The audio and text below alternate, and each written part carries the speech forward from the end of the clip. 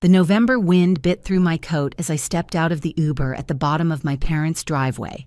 Another Thanksgiving, another family gathering, another round of questions I would deflect with practiced ease. My brother Tyler's face appeared at the front door before I even made it halfway up the walkway, his grin already spreading wide with that familiar, teasing look. "Let me guess Celia still haven't learned to drive," he called out loud enough for the neighbors to hear. I smiled, shifting my simple purse on my shoulder, feeling the weight of the key fob inside that was worth more than his assumptions about my life. As I climbed the steps to the warm house filled with relatives and the smell of turkey, I prepared myself for what was coming. The warmth of my childhood home enveloped me as Tyler held the door open, still chuckling at his own joke. Seriously, though, 32 years old and still taking Uber everywhere, that's got to be expensive. I shrugged off my coat, a simple black wool piece I'd owned for years, and handed it to him without responding to the bait. The house buzzed with familiar voices drifting from the dining room. My mother, Eleanor, appeared from the kitchen floor, dusting her apron, relief flooding her face. "Celia, honey, you made it. I was worried about you traveling alone." She hugged me tightly, whispering, "Your father saved you a seat away from Uncle Frank. You know how he gets about career advice after his third glass of wine." Following her through the hallway lined with family photos, I caught sight of myself in the mirror. Plain sweater, simple jeans, minimal makeup. Nothing that would draw attention or questions. Exactly how I preferred it. The dining room erupted in greetings as I entered. My successful cousin Madison looked up from her phone, her perfectly manicured nails pausing mid-scroll. "Celia still doing that freelance writing thing." She said freelance, like it was a temporary affliction, something one recovered from eventually. Still at it. I confirmed, taking my designated seat between my grandmother Betty and my younger sister Ashley, who barely glanced up from her medical journal. Aunt Dorothy leaned forward from across the table, her voice carrying that particular tone of concern reserved for family members who hadn't met expectations. "And you're still living in that tiny studio downtown. Such a shame for a young woman to be cramped in those small spaces.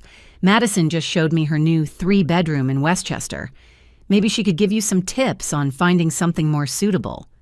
My mother jumped in quickly, her voice bright with forced optimism. "Celia's had some articles published recently, very interesting pieces about technology and innovation." Tyler snorted as he dropped into his seat, his wife Jennifer elegant beside him in designer clothes. "Mom, nobody reads articles anymore. It's all videos and social media. That's where the money is." He turned to me with exaggerated concern. "I offered to teach you to drive years ago. Remember, the offer still stands.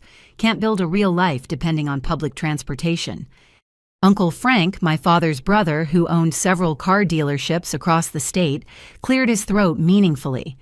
"Speaking of which, Celia, I've got some excellent used cars on the lot right now. Very reliable, great payment plans.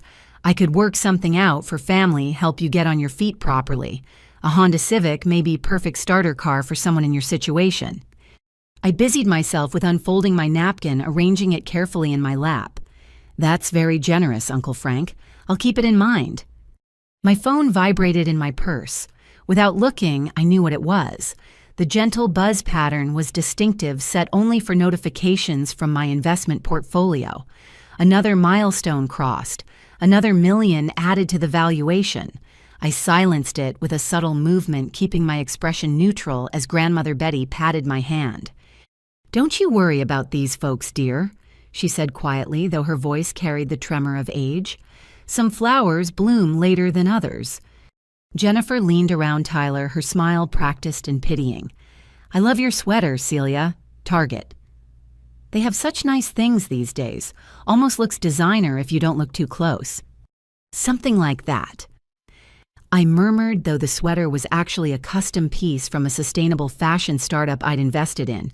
Plain by design, extraordinary in craftsmanship, but she'd never know the difference. Madison waved her phone, showcasing photos of her new BMW. "Just got this baby last month. The commission from the Riverside sale. You should see how smooth it drives." "Do you ever miss driving, Celia? Or have you just gotten used to the bus schedules by now?"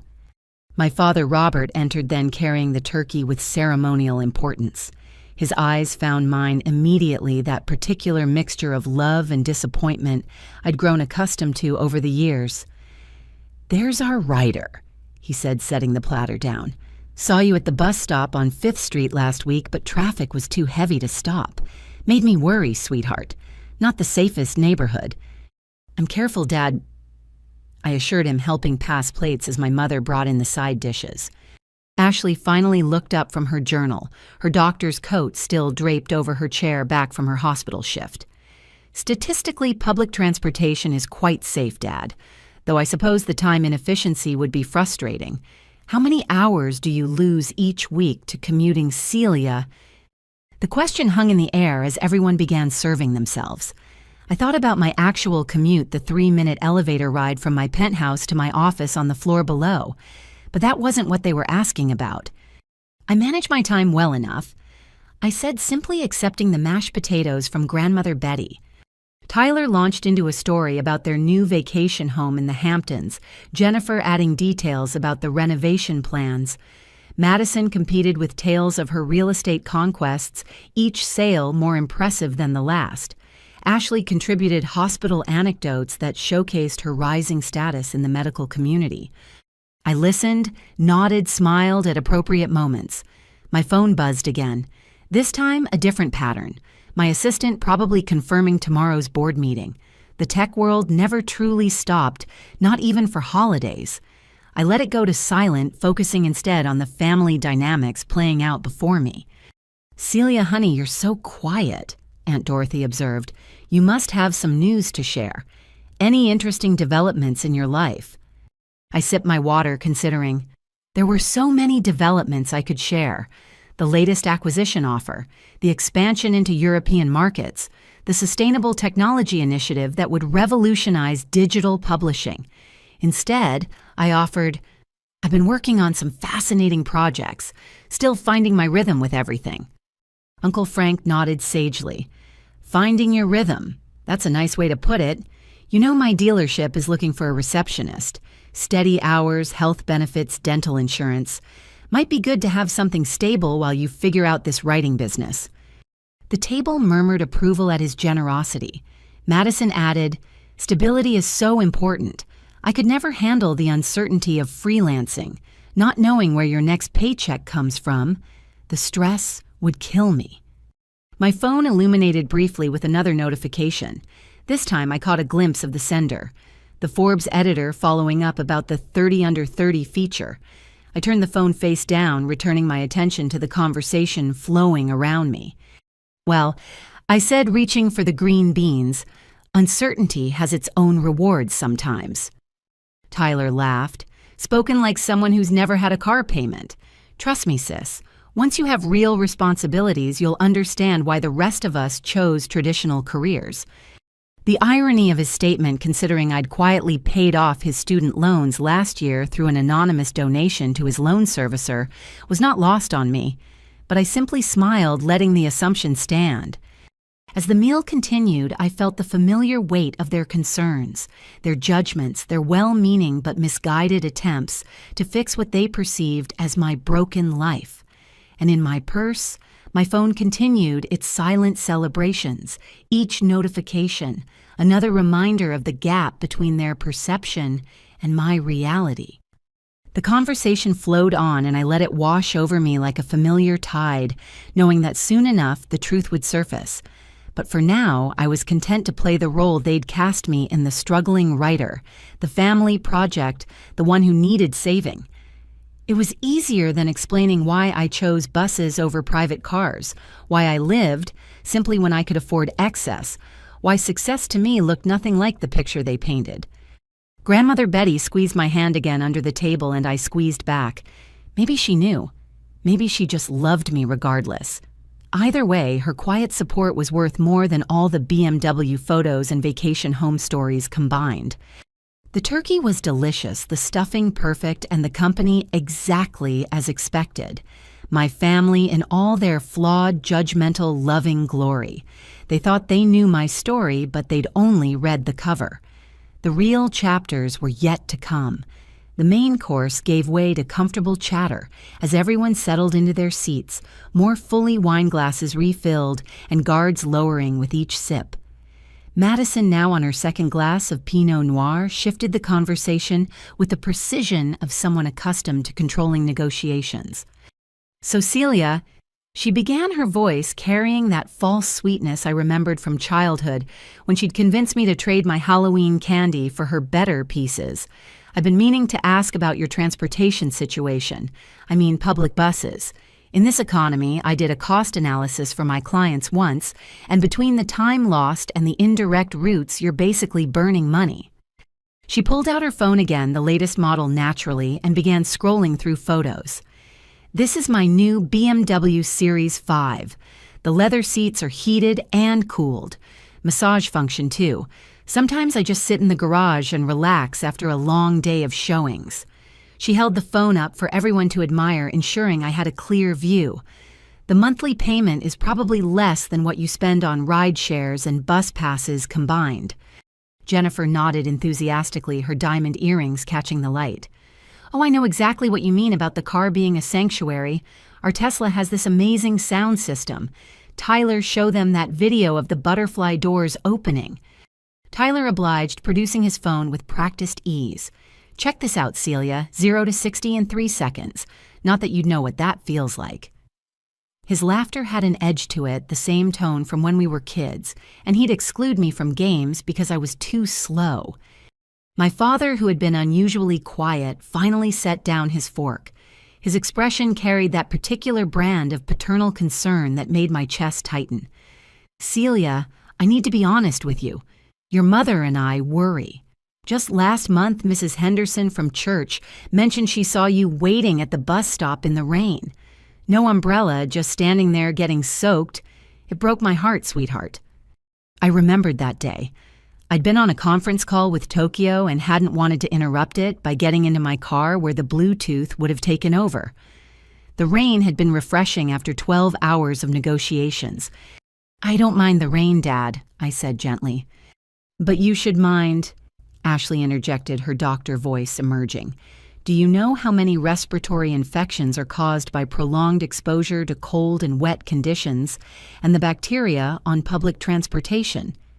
She shuddered delicately. "I've seen the lab results from bus seat swabs. It's basically a petri dish on wheels." She reached into her purse an elegant Chanel piece that probably cost more than most people's rent and produced a business card. "This is my friend, Dr. Patricia Reeves. She's a life coach who specializes in helping people get unstuck. She worked wonders for my colleague who was struggling to launch." The card slid across the table toward me with surgical precision. "A life coach." I picked up the card, studying it to avoid meeting anyone's eyes. "That's thoughtful, Ashley." "It's more than thoughtful, it's necessary," she pressed on. "You're 32, Celia. By your age, I had my medical degree, my residency lined up, and a clear 5-year plan. Where's your 5-year plan?" Tyler jumped back in, warming to the theme. "She's right. I mean, look around this table. Everyone here has made something of themselves. Real careers, real assets. Even Jennifer's younger sister just bought her first rental property, and she's only 25. Jennifer nodded sagely. "It's all about mindset, really. Have you read Rich Dad, Poor Dad Changed My Life? I could lend you my copy. It's highlighted and everything."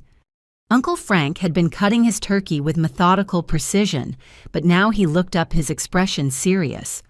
"You know, Celia, I've been in business 40 years. Started with 1 used car lot, now I have 7 dealerships. You know what the difference was between me and the guys who failed transportation? Couldn't make the early morning auctions without a reliable car. Couldn't meet clients across town. Your vehicle is your first business asset." He pointed his fork at me for emphasis. "That receptionist position I mentioned, I'm serious about it. $22 an hour to start full benefits package. Marcy's retiring after Christmas. You could start fresh in the new year, get yourself a decent car with the employee discount. Nothing fancy, just reliable. Build from there." Madison snorted softly. 22 an hour, I make that in 6 minutes on a good commission. But I suppose for someone in Celia's position, it would be a step up from whatever freelance writing pays. What does freelance writing pay, by the way? The table turned to look at me expectantly. I took a careful bite of stuffing, chewing slowly while I formulated a response. The truth was, I hadn't actually looked at my personal compensation in months. When your company operates in the millions, individual paychecks become almost quaint. It varies, I said finally. Project-based work fluctuates. Fluctuates, Robert repeated, his voice heavy. That's what worries me. No stability, no security. What happens when you're sick? Who pays for your insurance? What about retirement? I have insurance, Dad. I assured him, not mentioning it was a platinum executive plan that covered everything from basic checkups to experimental treatments at Mayo Clinic. Ashley leaned forward, her expression serious. But do you have a 401k employer matching stock options? These things matter, Celia. Compound interest is the eighth wonder of the world. Tyler laughed outright. Stock options. In freelance writing, come on, Ashley. Next you'll be asking if she has a company car and a corner office. The irony was sharp enough to cut. I did have a corner office, top floor, 360-degree views of the city. The company car situation was more complicated given that I owned the company and could technically claim any vehicle in our fleet. I manage, I said simply. Managing isn't thriving, Madison countered. She pulled up something on her phone again, this time what looked like Zillow. I ran a search on studios in your area. The average rent is insane for such tiny spaces. Have you thought about relocating? I have connections in the suburbs. Much more affordable, better quality of life. You could probably even afford a parking spot for when you eventually get a car. Jennifer had been whispering with Tyler, and now she spoke up. We've been discussing it, and we want to make an offer. Our guest suite is just sitting empty. You could stay with us for a few months, save up money, get your life together. It has its own entrance, so you'd have privacy. The offer hung in the air like a challenge. Around the table, faces showed various degrees of approval for this generous solution to the problem of me. That's incredibly kind, I began, but Tyler interrupted.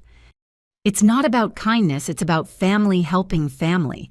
You've been struggling alone for too long, Celia.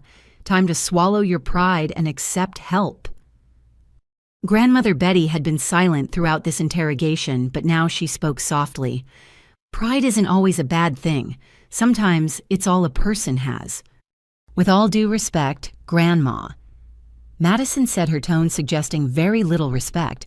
Indeed, pride doesn't pay bills or buy cars or secure futures. Celia needs practical help, not platitudes.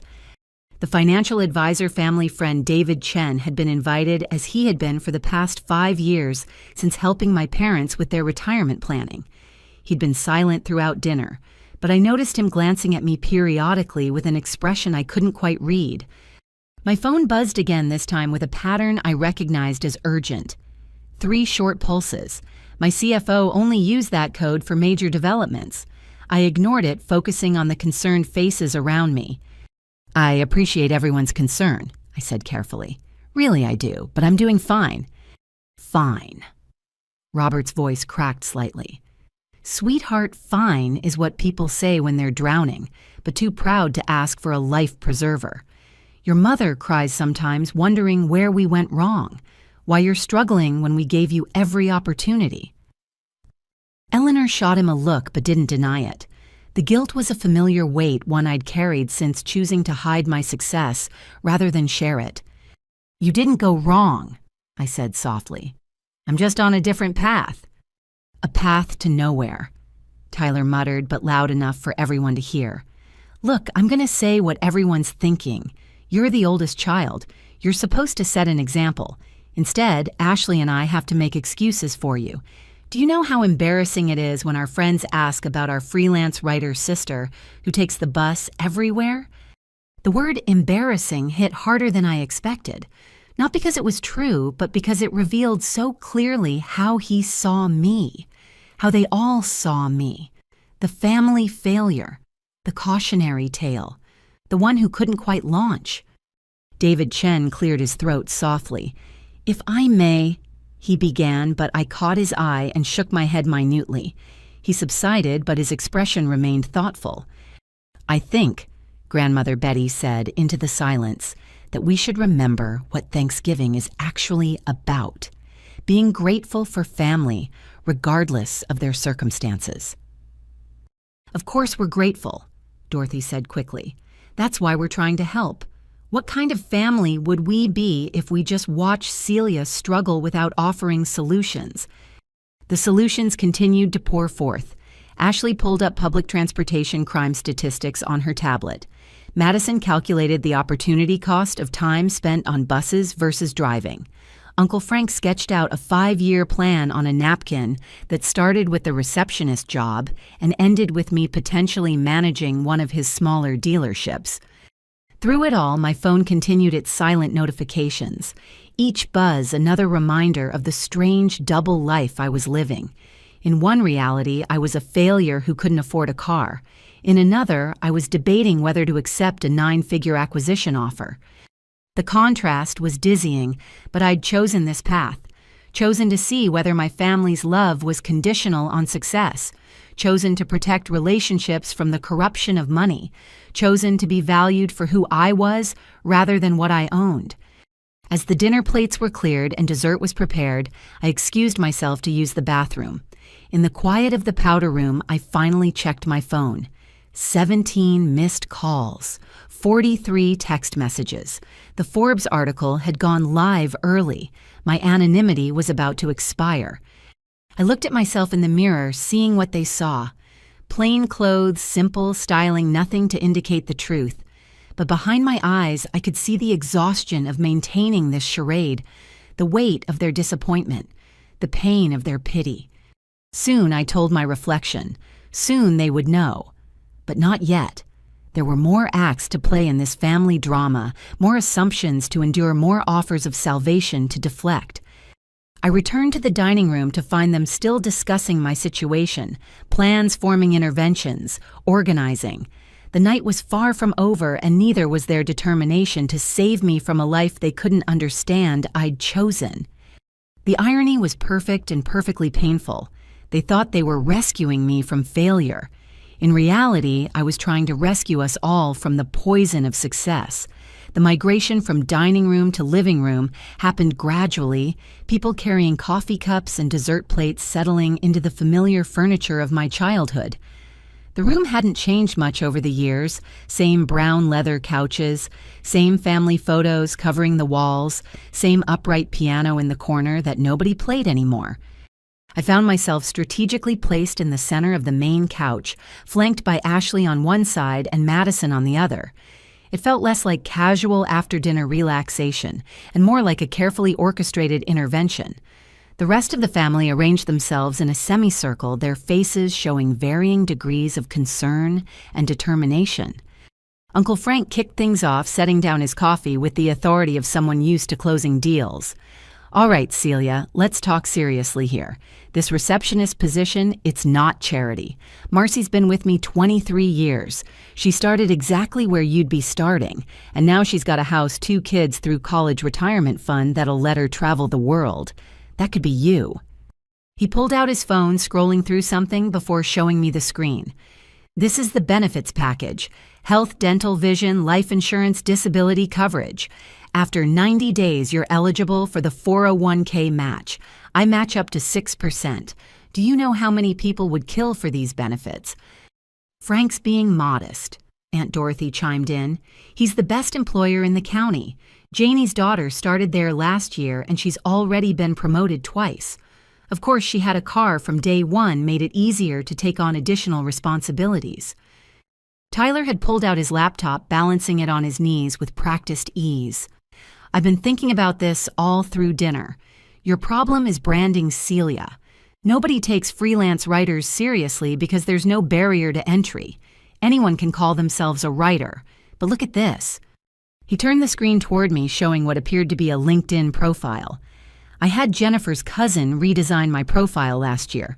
Went from maybe 50 views a month to over 1,000. It's all about positioning yourself correctly. I could introduce you to him, maybe barter some services. You write his website copy, he fixes your professional presence.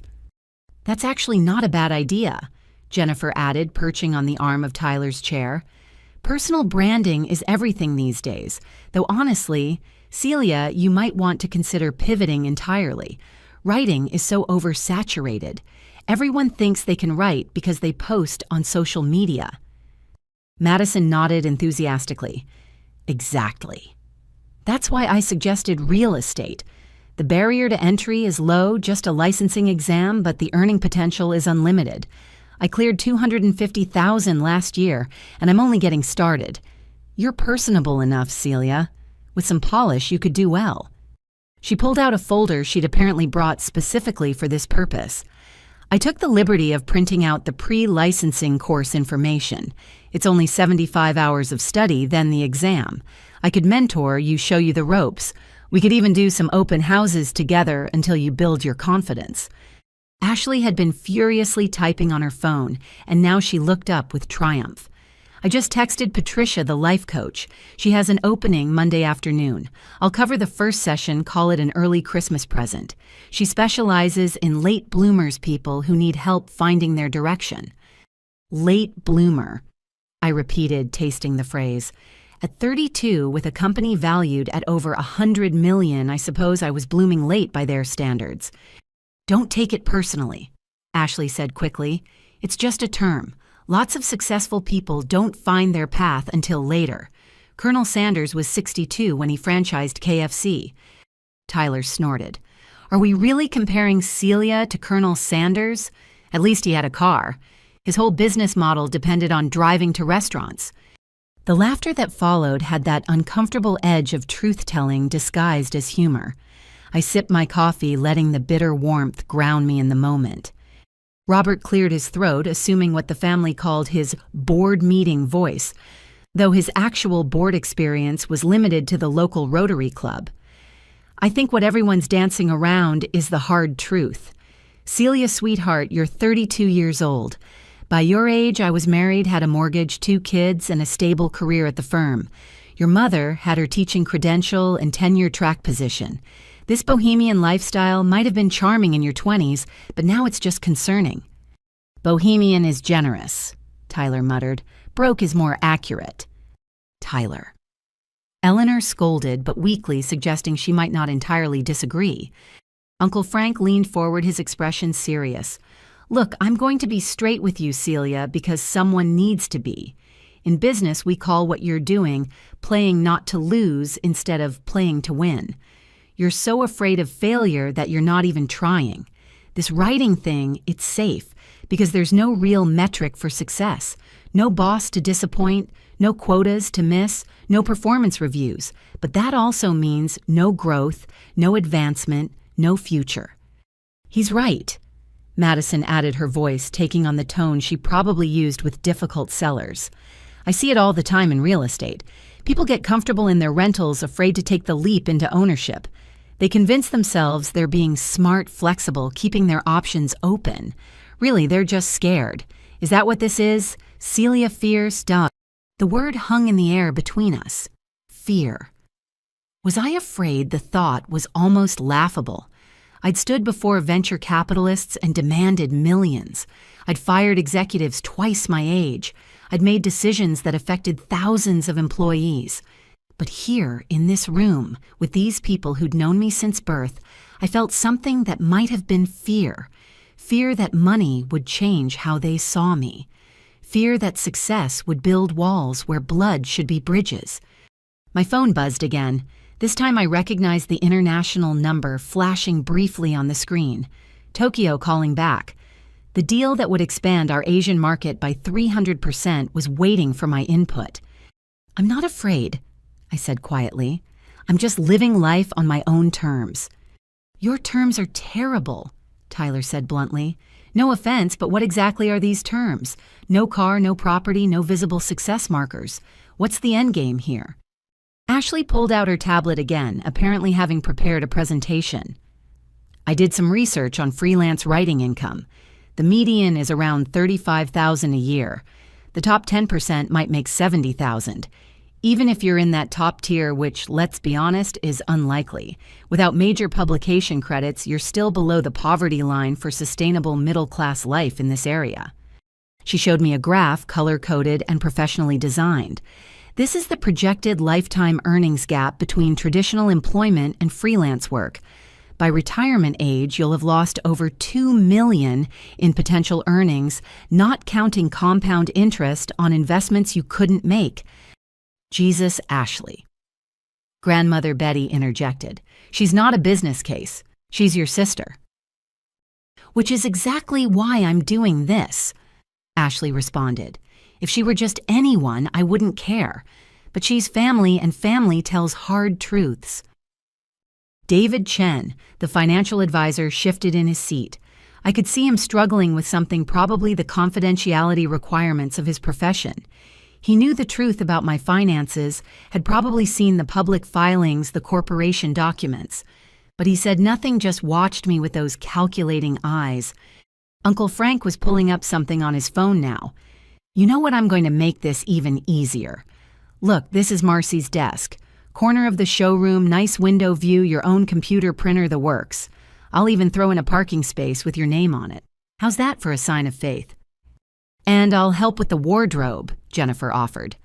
No offense, Celia, but professional presentation matters. I know a great outlet mall where we can build you a whole office wardrobe for under $500. My treat. The offers kept coming. Madison would waive her usual finder's fee if I wanted to look at apartments. Ashley would cover 3 months of life coaching. Tyler would help with LinkedIn optimization and professional headshots. My parents would loan me money for a car, down payment, interest-free, pay them back whenever I could. The generosity was overwhelming and heartbreaking in equal measure. They were offering everything they thought I needed, not knowing I could buy everything they were offering 1,000 times over. This is a lot to process, I said carefully. That's the problem, Tyler exploded. You always need to process, to think, to consider. Successful people act. They see opportunity and grab it. How many opportunities have you let pass while you were processing? If only he knew. The opportunities I'd grabbed created manufactured from nothing. The processing that had turned a dorm room idea into an empire. But he saw only what I showed him, a sister who couldn't even afford a car. Eleanor had been quiet, but now she spoke, her voice trembling slightly. I just want to know where I went wrong. We gave you the same opportunities as Tyler and Ashley. Same schools, same support, same love. Why are you struggling when they're thriving? The pain in her voice was real, and it cut deep. This masquerade wasn't just hiding my success, it was actively hurting the people I loved. But the alternative, revealing everything, now felt like it would shatter something essential about our family dynamic. You didn't go wrong, Mom, I said. People just take different paths. But your path leads nowhere. Robert's board meeting voice cracked, revealing the father underneath. I lie awake at night wondering what happens when we're gone. Who'll take care of you? How will you survive? Uncle Frank nodded grimly. He's got a point. I've seen it too many times. People coast through their 30s thinking they have time. Then suddenly they're 50 with no savings, no assets, no options. Is that what you want, Celia? The room fell silent, everyone waiting for my response. My phone screen lit up with another notification. This time, I caught a glimpse of the message preview. Congratulations on the Forbes feature, it began. The universe, it seemed, had a sense of timing. I appreciate everyone's concern. I began, but Tyler cut me off. No, you don't. If you appreciated it, you'd do something about it. You'd take the job, get the car, move forward like a normal person. Instead, you sit there with that little smile like you know something we don't like. This is all beneath you. His accusation hit closer to home than he could have known. I did know something they didn't. This was beneath me, not in the arrogant way he meant, but in the literal sense that my actual life operated on a level they couldn't imagine. Madison was pulling up more listings on her phone. Look, here's a 1-bedroom in Fairfield. Reasonable rent, parking included near the train station for when you're still building credit for a car loan. I could show it to you tomorrow. And I can call Patricia right now. Ashley added, phone already in hand. Lock in that Monday appointment before her schedule fills up. The Corolla will be ready for a test drive whenever you want, Uncle Frank confirmed. Silver low mileage, one previous owner. Reliable as sunrise. They were building my new life in real time, each adding pieces to their vision of my salvation. A reception job, a sensible car, a proper apartment, a life coach to guide the transformation. From their perspective, they were throwing me a lifeline. From mine, they were planning a prison. Can I ask you all something? I said suddenly. What if I'm happy? What if this life you see as failure is actually what I want? The silence that followed was deafening. They looked at me as if I'd suggested I enjoyed dental surgery or preferred food poisoning. Happy, Jennifer repeated. Taking buses, living in a studio, no financial security. Nobody's happy with instability, Madison said firmly. They might pretend they or might convince themselves it's freedom or artistic integrity or whatever, but real happiness comes from achievement, from building something from success. Define success, I challenged. Tyler laughed humorlessly. Seriously, look around this room. Success is Ashley saving lives and earning respect. Success is Madison closing deals and building wealth. Success is me and Jennifer planning for our kids' college funds before we even have kids. Success is not being 32 and taking the bus. Grandmother Betty's hand found mine squeezing gently. Success, she said quietly, is different for everyone. With respect, Grandma, Ashley said that's the kind of thinking that enables failure. Success has objective markers: income, assets, professional achievement, social standing. These aren't opinions, they're measurable facts. The room erupted in agreement. Stories poured forth about colleagues who'd thought like me and ended up destitute. Cautionary tales of artistic types who'd prioritized passion over profit and paid the price. Statistics about poverty and retirement. The impossibility of catching up after a certain age. The closing window of opportunity. My phone buzzed one more time. This time, the caller ID showed clearly Forbes magazine. They were probably calling to fact-check something in the article, or maybe to arrange the photo shoot we'd postponed. I declined the call, but not before Tyler noticed. See, you can't even answer your phone. Probably debt collectors, right? Jesus, Celia. How deep are you in? I'm not in debt, I said truthfully. Sure, he said, clearly not believing me. Look, I know a good bankruptcy attorney if it comes to that. No judgment. Sometimes you need to wipe the slate clean and start over. The assumptions were spiraling now, each building on the last, constructing a narrative of failure, so complete that the truth would sound like fantasy in comparison. I was drowning in their good intentions, suffocating under their rescue attempts. I think, I said slowly, that I need some air. Of course you do, Tyler muttered. Classic Celia. Things get real and you need to run away and process. But I wasn't running. I was trying to save them from the truth they claimed to want. Because once they knew, everything would change. The concern would turn to calculation. The pity would become petitions. The family dynamic would shift from trying to save me to trying to get something from me. I'd seen it happen to others. Sudden success splitting families like lightning splits trees. I wanted to protect us from that, protect them from themselves, protect the love that, however misguided, was at least pure in its intention. Just think about the offers, Uncle Frank said as I stood. The job is there when you're ready. No pressure, but also no infinite timeline. Opportunities don't wait forever. Neither does life, Ashley added.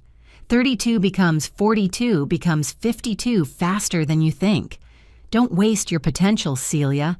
We all know you're capable of more than this. If only they knew how much more, but that revelation would come soon enough. For now, I needed a moment to breathe, to prepare for the next act in this family drama. I'll be right back.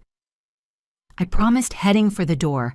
Behind me, I could hear them continuing to plan my salvation, each idea more elaborate than the last. The love was real, even if the premises were false, and somehow that made it all so much harder. I never made it to the door. Tyler's voice stopped me before I could reach the hallway, his tone shifting from frustrated to something darker.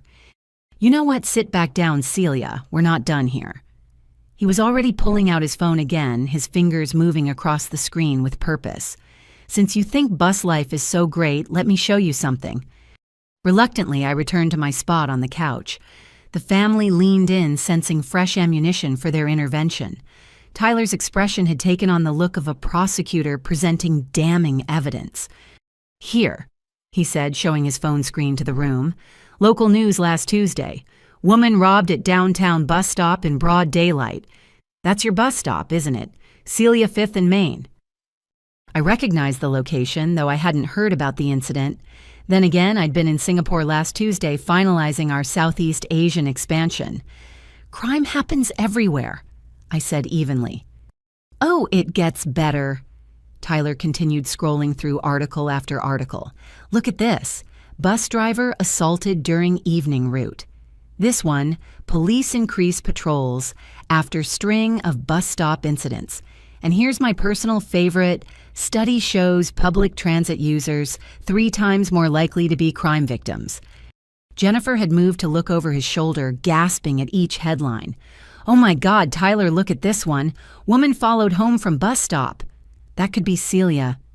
Ashley pulled out her tablet, apparently prepared for this exact argument. "I actually researched this extensively for a hospital safety presentation. The statistics are alarming. Public transportation crime has increased 47% in urban areas over the last 5 years. The bacteria exposure alone should concern you, but add in the violence factor." She swiped through several graphs and charts, each more damning than the last. "See, this respiratory infection spreads 6 times faster in enclosed public spaces, like buses. And this study from Johns Hopkins documents the correlation between public transit use and exposure to airborne pathogens." "Forget germs," Madison interjected, pulling up something on her own phone. "Let's talk about time. Celia, I mapped your apartment to, let's say, the average workplace in the city. By car, 15 minutes. By bus, 45 minutes to an hour, assuming no delays. That's 90 minutes a day, 450 minutes a week, 23,400 minutes a year. You're literally wasting 16 days annually just sitting on a bus." She showed me the calculation color-coded and animated. "In real estate, we call this opportunity cost.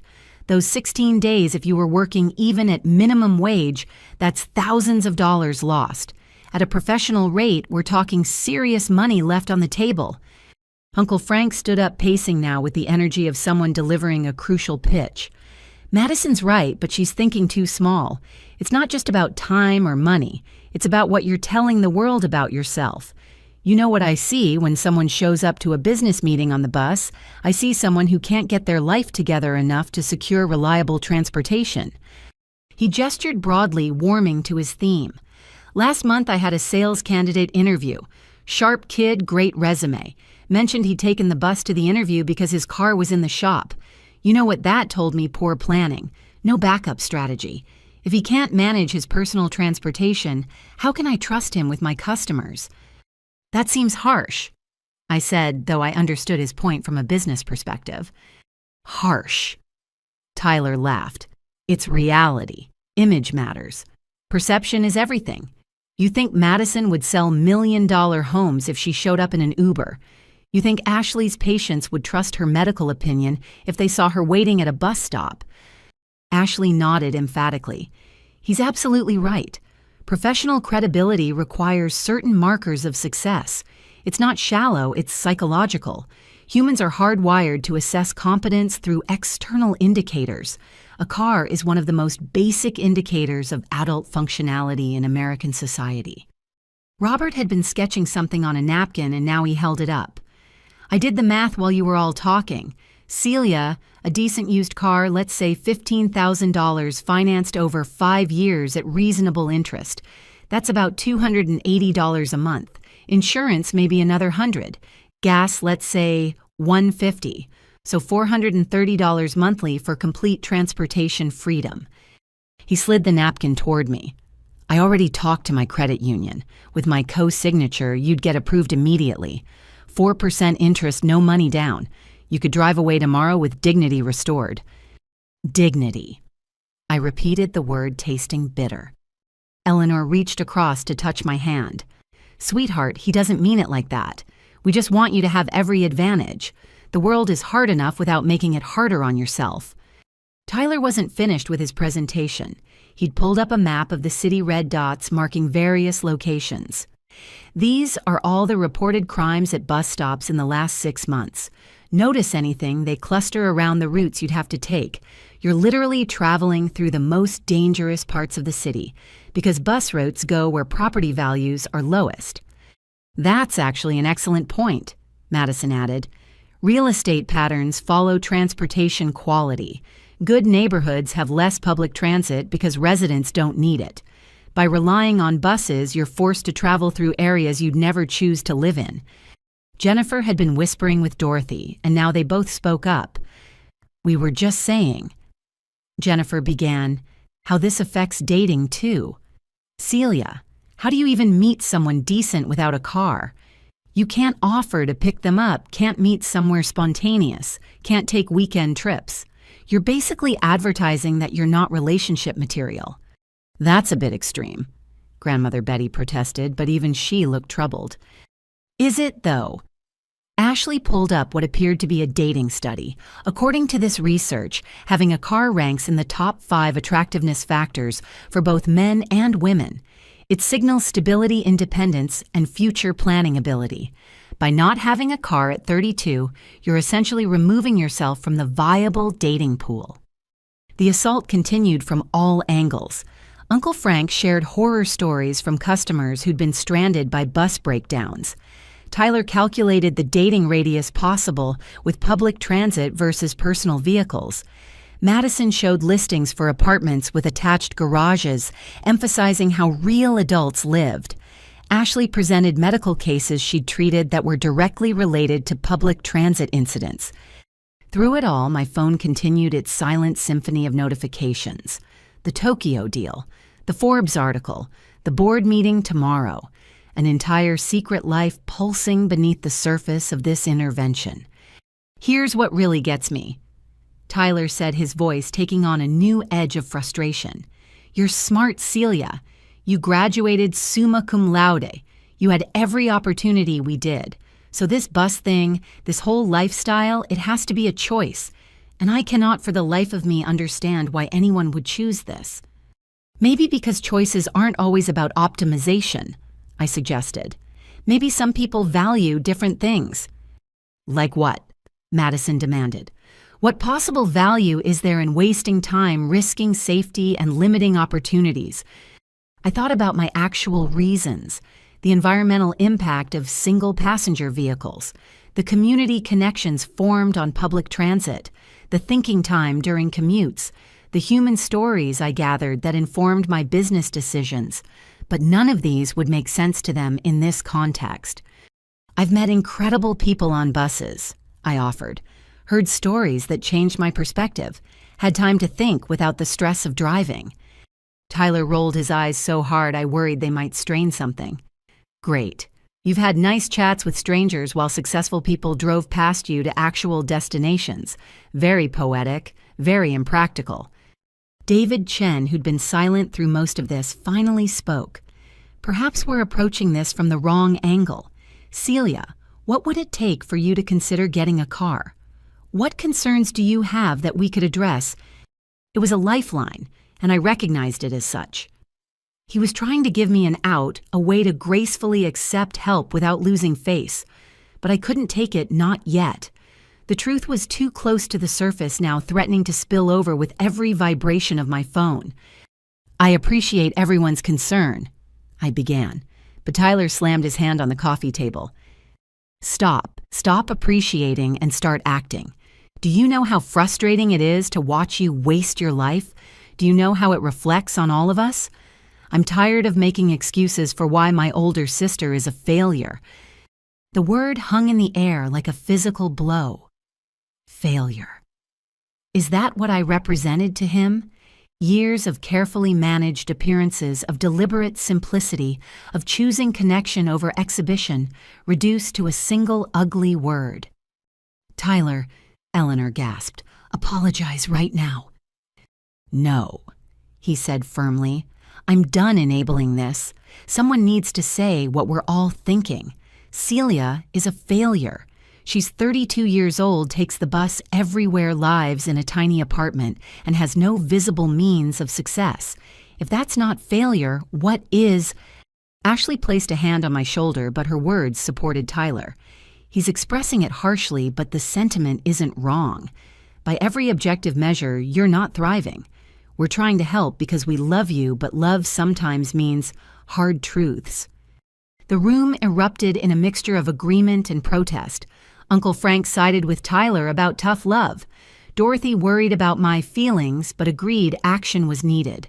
Robert struggled between defending his daughter and acknowledging the facts as presented.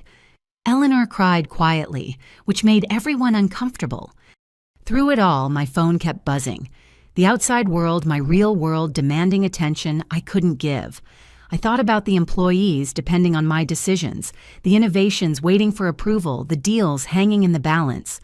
All of it seemed surreal compared to this moment this family convinced I needed saving from a life they couldn't understand I'd chosen. "You know what?" I said, suddenly standing up. "You're right, all of you. By your measurements, I am failing. I don't have a car, I don't have a mansion, I don't display success in ways you recognize. And maybe that makes me a failure in your eyes." "Celia." Robert started, but I continued. "But I need you all to consider something. What if your measurements are wrong? What if success isn't about cars and square footage? What if it's about something else entirely? Like what Tyler challenged, enlighten us. What's your grand philosophy that justifies wasting your potential?" I looked around the room at these people I loved, who loved me, who were so convinced they knew what was best for me. In a few hours, maybe less, the Forbes article would be public. The truth would out itself. But for now, in this moment, they needed to understand something fundamental. Success, I said slowly, is about being able to look at yourself in the mirror without flinching. It's about knowing your values and living them even when everyone thinks you're crazy. It's about choosing meaning over metrics, purpose over profit, connection over competition. "That's beautiful," Madison said sarcastically. "Very inspirational. Should we needle-point it on a pillow? Meanwhile, back in reality, you still need transportation." The doorbell rang suddenly, sharp and unexpected. Everyone froze, looking at each other in confusion. We weren't expecting anyone else. "I'll get it," Eleanor said, dabbing at her eyes as she headed for the door. Through the window, I caught a glimpse of something that made my heart skip. A familiar silhouette in the driveway, elegant and unmistakable. The early delivery I'd hoped to avoid. The truth arriving ahead of schedule. But before I could process the implications, Uncle Frank was drawing another diagram, Ashley was pulling up another study, and Tyler was finding more crime statistics. The intervention continued, relentless and loving, and completely missing the point. My phone buzzed once more. This time the message preview was visible to Ashley sitting close beside me. Her eyes widened as she read the words, "Congratulations on your Forbes 30 Under 30. Feature, when can we schedule the cover shoot?" She blinked, looked at me, then at the phone, then back at me. I could see the cognitive dissonance playing across her features. But before she could speak, Eleanor was returning from the door, looking puzzled. "Strange," she said. "Someone delivered a car, but they must have the wrong address. Beautiful silver Rolls-Royce. Can you imagine?" The room turned to look out the window where indeed a Rolls-Royce Spirit sat gleaming under the streetlights. Tyler laughed, the sound sharp and bitter. "Great. Perfect timing. Someone's showing off their success right when we're trying to help Celia understand what she's missing. Universe has a sick sense of humor. If only he knew how sick." I sat back down, Ashley still staring at me with questions in her eyes. The final act was about to begin, whether I was ready or not. The carefully maintained fiction of my failure was about to collide with the reality of my success. And honestly, I wasn't sure which truth would hurt my family more, the lie I'd been living or the truth I'd been hiding. The debate continued around me, but I could feel the shift coming. The storm that would either destroy us or finally maybe help us find our way to something real. Something beyond cars and apartments and all the measurements that meant everything and nothing at all. The conversation about transportation naturally morphed into an even more invasive examination of my living situation. Madison, still energized from her calculations about time wasted on buses, had pulled out her iPad and was now projecting the screen onto the TV using some app I didn't recognize. "All right, everyone, look at this," she announced with the authority of someone about to deliver a TED Talk. I pulled up the average listings in Celia's neighborhood. Studio apartments, which is what she claims to have, range from 800 to 1,200 square feet. That's smaller than most people's garage. The Zillow map appeared on screen, little dots marking available properties. She zoomed in on my area, her finger tracing the boundaries of what she considered acceptable living. "Now look at this area over here." She continued shifting the map slightly east. "Similar pricing, but you get actual one-bedrooms. Some even have parking included. The crime rate is 40% lower, there's a Whole Foods within walking distance, and the school district is excellent for when you eventually think about the future." "She doesn't need to worry about school districts," Tyler interjected. "She'd need a relationship first, and we've already covered how that's going." Jennifer nodded sympathetically. "I actually know a great realtor in that area, not Madison, no offense. She specializes in helping single women find safe, affordable places. Very discreet about financial situations, too, in case credit is an issue." "My credit is fine," I said, which was true. Perfect, actually, though I rarely used it anymore. When you can buy things outright, credit becomes almost quaint. Ashley had commandeered part of the screen, pulling up what looked like a medical journal article. "Can we talk about the health implications of small living spaces? This study from Harvard Medical shows direct correlation between square footage and mental health outcomes. Living in under 1,000 square feet can increase anxiety by 30% and depression markers by nearly 50%. She turned to me with her doctor face on. "Celia, when was the last time you had a mental health screening? Small spaces can literally rewire your brain for scarcity thinking. It becomes a self-fulfilling prophecy." Dorothy leaned forward from her armchair, her expression mixing concern with something that looked like excitement. "You know, Gerald and I were just talking about downsizing. Our house is too big now that the kids are gone. We could work out something where you house sit for us while we travel. Free rent for a year while you get your finances in order." "That's generous, Aunt Dorothy, but I'm comfortable where I am," I replied. "Comfortable?" Tyler actually laughed. "In a studio, where do you even eat dinner on your bed? Do you have a real table or just one of those folding TV tray situations?" I thought about my actual dining situation, the custom 12-person table crafted from reclaimed wood by a local artist I'd commissioned. It overlooked the city skyline through floor-to-ceiling windows, but they were picturing something very different. "I manage," I said simply. Madison wasn't done with her presentation. She'd pulled up interior photos of various studio apartments. "Look at these layouts. See how the bed is basically in the kitchen, how there's no separation between living and sleeping spaces. Celia, this isn't poverty chic, it's just poverty. There's nothing wrong with simple living." Grandmother Betty interjected, but even she sounded uncertain. "Simple is one thing," Uncle Frank said, studying the screen. "This is deprivation. No home office space for your writing, no room to entertain, no privacy if you ever have overnight guests. Though I suppose the bus schedule prevents much late-night socializing anyway." Eleanor had been wringing her hands, and now she burst out. "Do you at least have proper furniture? Or are you still using those college futons and milk crates I kept offering to give you the guest bedroom set, but you always refused?" "I have furniture, Mom," I assured her, not mentioning it was custom designed by a firm in Milan. Ashley pulled up another study. The psychological impact of living in tiny spaces goes beyond just mental health. It affects productivity, creativity, even immune function. Your cortisol levels are probably through the roof. When was your last physical, I'm healthy? I said which was true. My executive physical last month had been comprehensive and glowing. Jennifer had been whispering with Tyler, and now she spoke up. We were serious about our offer earlier. Our guest suite is 2,500 square feet, completely private entrance, full kitchen. You could live there while saving money, maybe even help with the baby when we start trying next year. You'd be doing us a favor, really, Tyler added. The space is just sitting empty. We'd charge you basically nothing, just help with utilities. You could save up for a real place instead of throwing money away on rent. Robert cleared his throat, assuming his financial advisor voice. Let's talk numbers for a moment. Celia, what percentage of your income goes to rent? Financial experts recommend no more than 30%, but in high-cost areas, people often stretch to 40 or even 50%. If you're paying more than that for a studio, you're literally working just to have a roof over your head. I considered how to answer.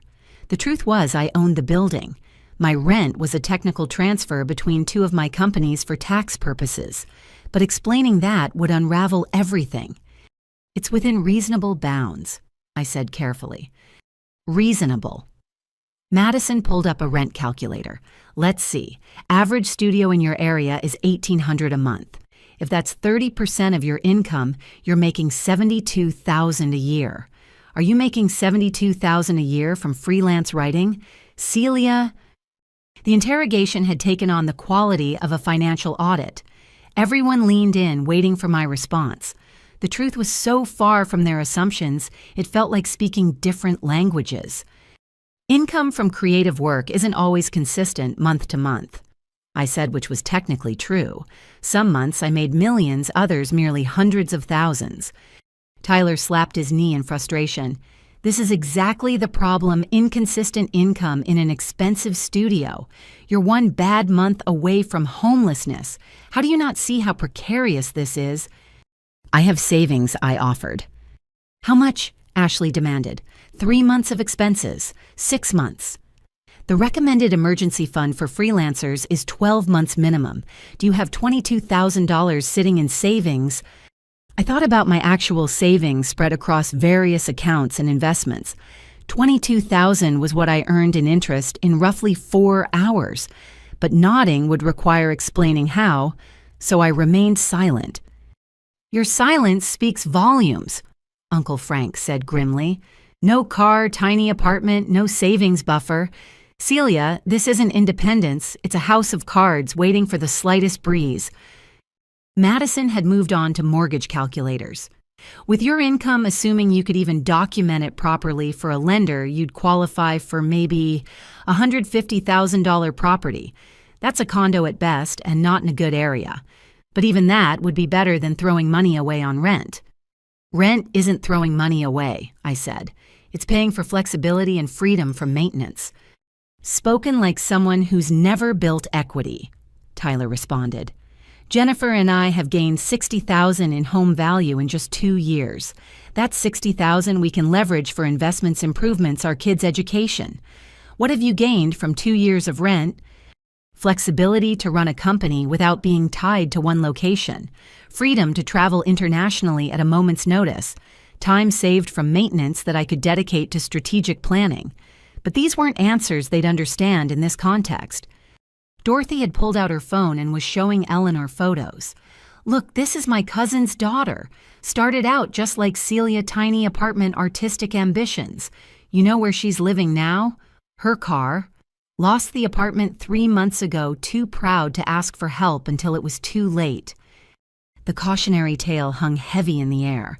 Everyone looked at me as if I might be 3 months from vehicular homelessness myself. I'm not going to end up living in a car, I said firmly, especially since I don't have one. The attempted joke fell flat. If anything, it seemed to deepen their concern. This isn't funny, Celia, Robert said sternly. Your mother and I already discussed this. We're prepared to pay your security deposit and first month's rent on a proper apartment. Something with a bedroom door at least. You're our daughter. We won't let you struggle like this. And I'll waive all my fees, Madison added quickly. Full service, no commission. I'll negotiate the lease, handle the paperwork, even help you move. Family discount, which means free. The offers multiplied. Ashley would pay for a moving service. Jennifer would help decorate on a budget. Uncle Frank knew a guy who could get furniture wholesale. Dorothy had extra kitchenware from her downsizing. Everyone had a solution for my perceived destitution. My phone lit up with another notification. This time, the preview showed an image architectural renderings of some kind. My penthouse renovation was complete, the designer sending final photos. $20 million of custom luxury, and my family was offering me their old kitchenware. Here's what I don't understand, Tyler said, leaning back with his arms crossed. You had every advantage. Same parents, same schools, same opportunities. Ashley channeled her drive into medicine. I built a career in finance. But you're living like a college student a decade after graduation. Where's your pride? Tyler. Eleanor protested, but he held up a hand. No, Mom, this needs to be said. Pride matters. Self-respect matters. How can Celia respect herself living in a box, depending on strangers for transportation, scraping by on a regular income? This isn't bohemian, it's embarrassing. You're embarrassed by me, I said. It wasn't a question. He met my eyes directly. Yes, I am. When my colleagues ask about my family, I talk about Ashley the doctor. When they ask about you, I change the subject. Because what am I supposed to say? My older sister is a failed writer who can't afford a car. It's humiliating. The honesty was brutal, but not surprising. I'd suspected as much from the way he'd started excluding me from his professional social media posts, the way Jennifer always looked slightly uncomfortable when introducing me to her friends. Success isn't just about personal satisfaction. Madison added, her voice gentler than Tyler's, but no less firm. It's about contributing to society, building something, leaving a mark.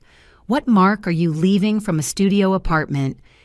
I thought about the thousands of jobs my company created, the innovation we'd brought to digital publishing, the scholarships we'd funded, the technology we'd democratized. My mark was everywhere, just invisible to them. Not everyone measures impact by square footage, I said. Then how do you measure it? Ashley challenged.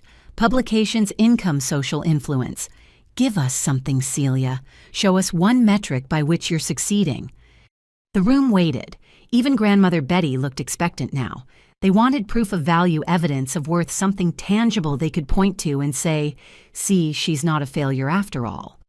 My phone buzzed again. The Forbes editor persistent as ever. The cover shoot they wanted would make everything public. My face on newsstands, my story in print, my success undeniable. But not yet. Not like this. I measure it by integrity, I said finally. By staying true to my values even when it costs me. By choosing purpose over profit. By refusing to let money define my worth or my relationships. That's beautiful philosophy, Uncle Frank said dryly. But philosophy doesn't pay rent or buy food or build a future.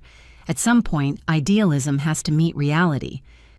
And the reality, Robert added heavily, is that you're 32 living in substandard housing with no clear path forward. Your idealism is starting to look like delusion. The assessment stung because I could see it from their perspective. Every choice I'd made to hide my success looked like failure from the outside. Every decision to live simply appeared as inability to live well. The fiction I'd created had become their truth, and now that truth was suffocating me. We should show her the Pinterest board, Jennifer said suddenly. Tyler and I created it for the guest suite, how we could set it up for you. It's really lovely, Celia. Soft colors, lots of light, actual space to breathe. They pulled it up on someone's phone, passing it around like evidence in a trial. The theoretical space they'd created for theoretical me, the failed sister who needed saving. It was sweet and horrible, and so far from my reality, I wanted to laugh or cry or both. That's thoughtful, I managed. It's more than thoughtful, Eleanor said firmly. It's necessary. I won't sleep properly until I know you're living somewhere safe and decent. This studio situation has gone on long enough. The family mobilized with renewed purpose. Madison started searching for available units in appropriate neighborhoods. Ashley researched moving companies with good reviews. Uncle Frank calculated how much I could save monthly in a cheaper area to put toward a car. The theoretical renovation of my life continued at breakneck pace. My phone screen lit up one more time. This notification made my breath catch. It wasn't Forbes or Tokyo or architectural photos. It was my building's concierge, a simple message. Miss Celia, your vehicle has been delivered as requested. Shall we bring it to your private garage? I stared at the words, reality and fiction colliding in real time. Somewhere outside, a Rolls-Royce worth more than most houses sat waiting.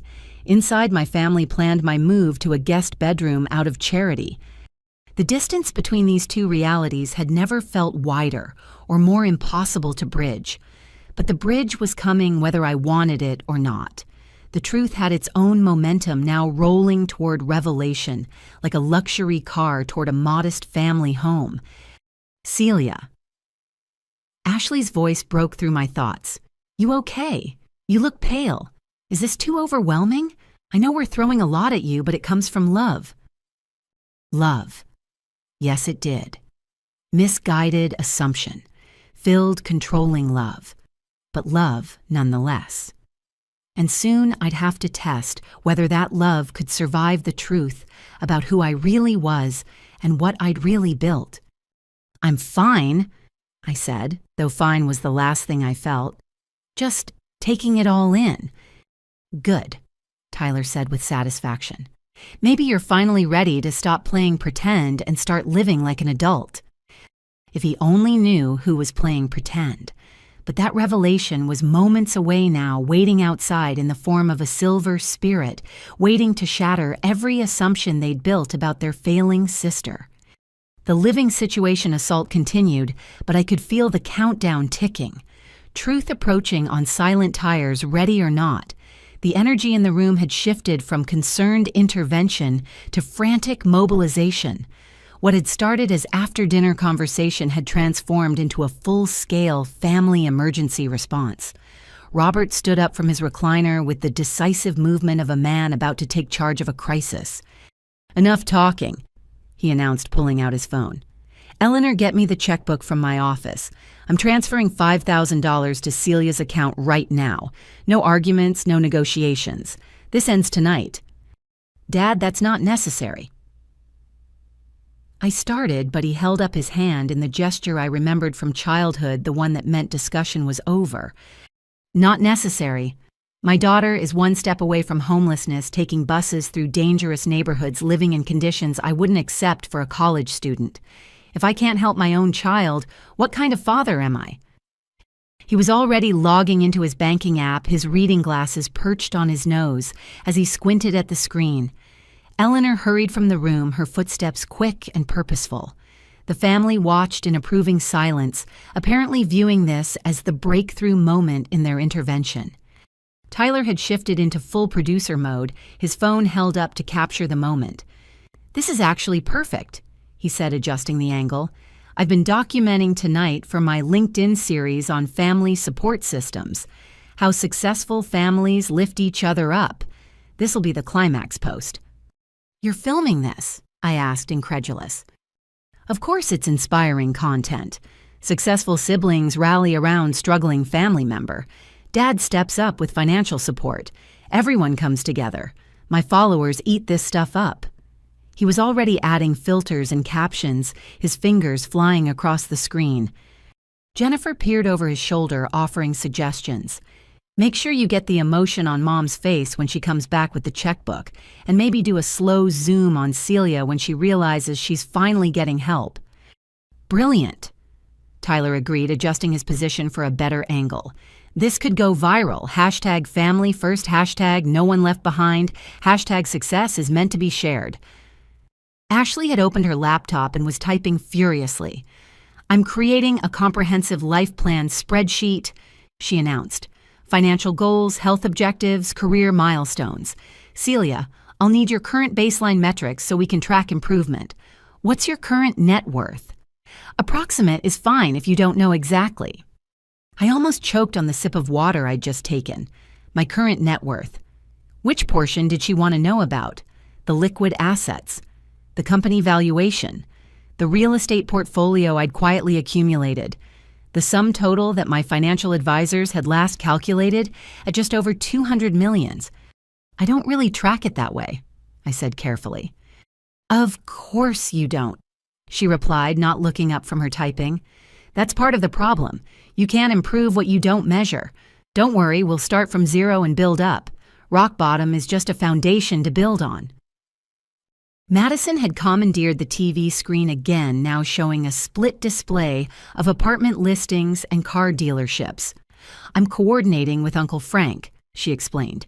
If we find you an apartment near one of his dealerships, he can drive you to work until you get your license renewed and buy a car. It's all about synergy. My license isn't expired, I said. I just choose not to drive. Right, Tyler said, zooming in for a reaction shot. Choosing not to drive. Like choosing to be poor. Some choices need to be unmade, sis. Eleanor returned with the checkbook and a small wooden box I recognized from childhood. She set the box on the coffee table with reverence, opening it to reveal neat bundles of cash. This is our emergency fund, she said, her voice thick with emotion. $3,000. We've been saving it for real emergencies, and I can't think of anything more urgent than our daughter's well-being. Mom, no, I protested, genuinely distressed now. That's your security. I can't take that. You can, and you will, Robert said firmly, finishing whatever he was doing on his phone. The transfer is complete. $5,000 from checking, $3,000 cash, $8,000 total. That's first month, last month security deposit and moving expenses. No more excuses. The cash sat there between us, neat green stacks representing my parents' peace of mind, their buffer against disaster. Money they'd saved dollar by dollar while I had millions sitting idle in various accounts. The irony was physically painful. Dorothy had been making calls, and now she covered the phone with her hand. My moving guy says he can do a studio pack and move for $800 this weekend if needed. Should I book it? Book it, Ashley said decisively. The sooner we get her out of that situation, the better. Every day in poverty mindset is another day lost. Uncle Frank ended his own call with a satisfied nod. Done. The silver Corolla is officially on hold. Gary will have it detailed and ready for test drive tomorrow. Employee discount plus family deal brings it to $13,000 flat. With the money your parents just gave you, you could put down 30% and have payments under $200. This is happening so fast, I said, feeling genuinely overwhelmed now. The theoretical intervention had become concrete action so quickly I couldn't process it. Fast is good, Madison countered. Momentum matters. Strike while the iron is hot and the family is united. She'd already pulled up lease applications on her tablet. I need your social security number for the credit check. Don't worry if your score isn't great. I have relationships with landlords who understand circumstances. Jennifer had started a group chat adding everyone's numbers with efficiency. I'm calling it Operation Celia's Comeback, she announced. We can coordinate logistics, share updates, keep everyone motivated. Accountability is key to transformation. My phone was buzzing nonstop, now added to this group chat while simultaneously fielding messages from my actual life.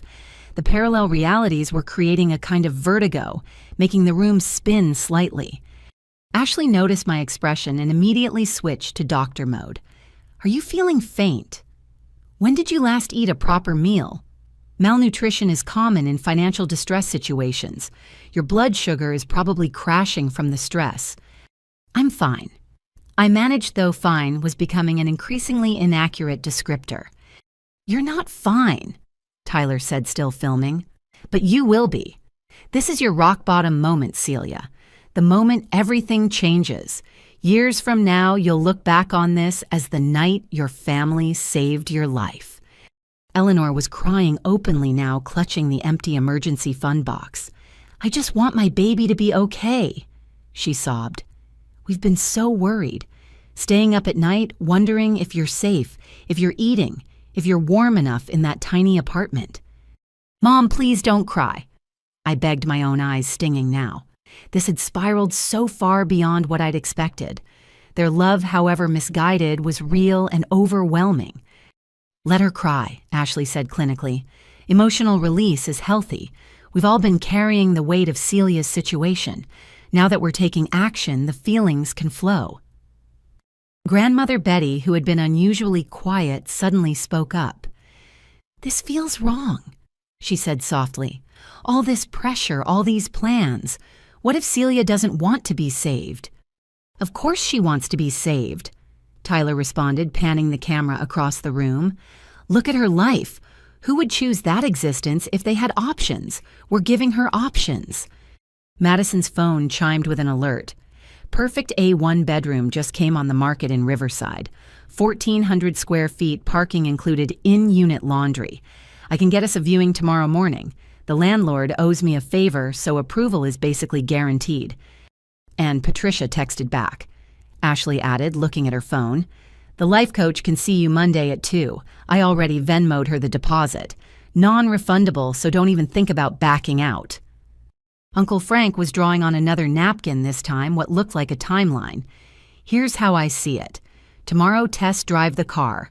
Sign the papers if it feels right. This weekend, pack and move. Monday, start the receptionist job and see the life coach. By Friday, you're a completely different person."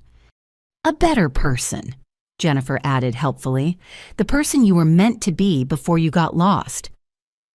The plans multiplied exponentially. Dorothy offered her deceased husband's suits, which could be tailored for professional wear. Robert contacted his barber for a success makeover appointment. Madison scheduled 3 apartment viewings for increasing price points. Ashley booked a full medical workup to establish baselines for improvement. Everyone had their phones out, now typing, calling, coordinating. The group chat exploded with messages, links, motivational quotes. My quiet life was being dismantled and rebuilt in real time by committee. "Stop," I said quietly, but no one heard over the din of planning. Tyler was doing a piece to camera now, his selfie mode capturing his earnest expression. "What you're witnessing, LinkedIn family, is the power of not giving up on someone. My sister hit rock bottom, but we're pulling her up. Success is a team sport." "Stop!" I said louder, standing up abruptly. The room fell silent, everyone turning to stare. "I appreciate what you're trying to do." I began, my voice shaking slightly. "I really do. The love behind it is clear. But this has to stop." "The resistance is normal," Ashley said smoothly, clearly prepared for this. "Change is scary. Breaking patterns is uncomfortable. But pushing through that discomfort is how growth happens." "I'm not resisting growth," I said. "I'm resisting the assumption that my life needs this kind of intervention." "Celia," Robert said, his voice heavy with paternal authority, "you're 32 years old, taking public transportation, living in a studio apartment with no stable income. If that doesn't need intervention, what does—" My phone chose that moment to ring the caller ID showing a Japanese number. The Tokyo deal calling at the worst possible moment. I declined it, but Tyler had seen the international format. "Who's calling you from overseas?" he asked suspiciously. "Are you in some kind of trouble? Is that what this is about? Do you owe money to someone?" "I don't owe money to anyone," I said truthfully. "Then why won't you accept help?" Madison demanded. "We're offering everything: money, housing, transportation, job support. What possible reason could you have for refusing?" The truth pressed against my teeth, demanding release. They wanted reasons, I had hundreds, but none that wouldn't shatter this entire dynamic, transform love into calculation, replace concern with requests. Because I said slowly, accepting help means accepting your version of success, and maybe that's not the only version that exists.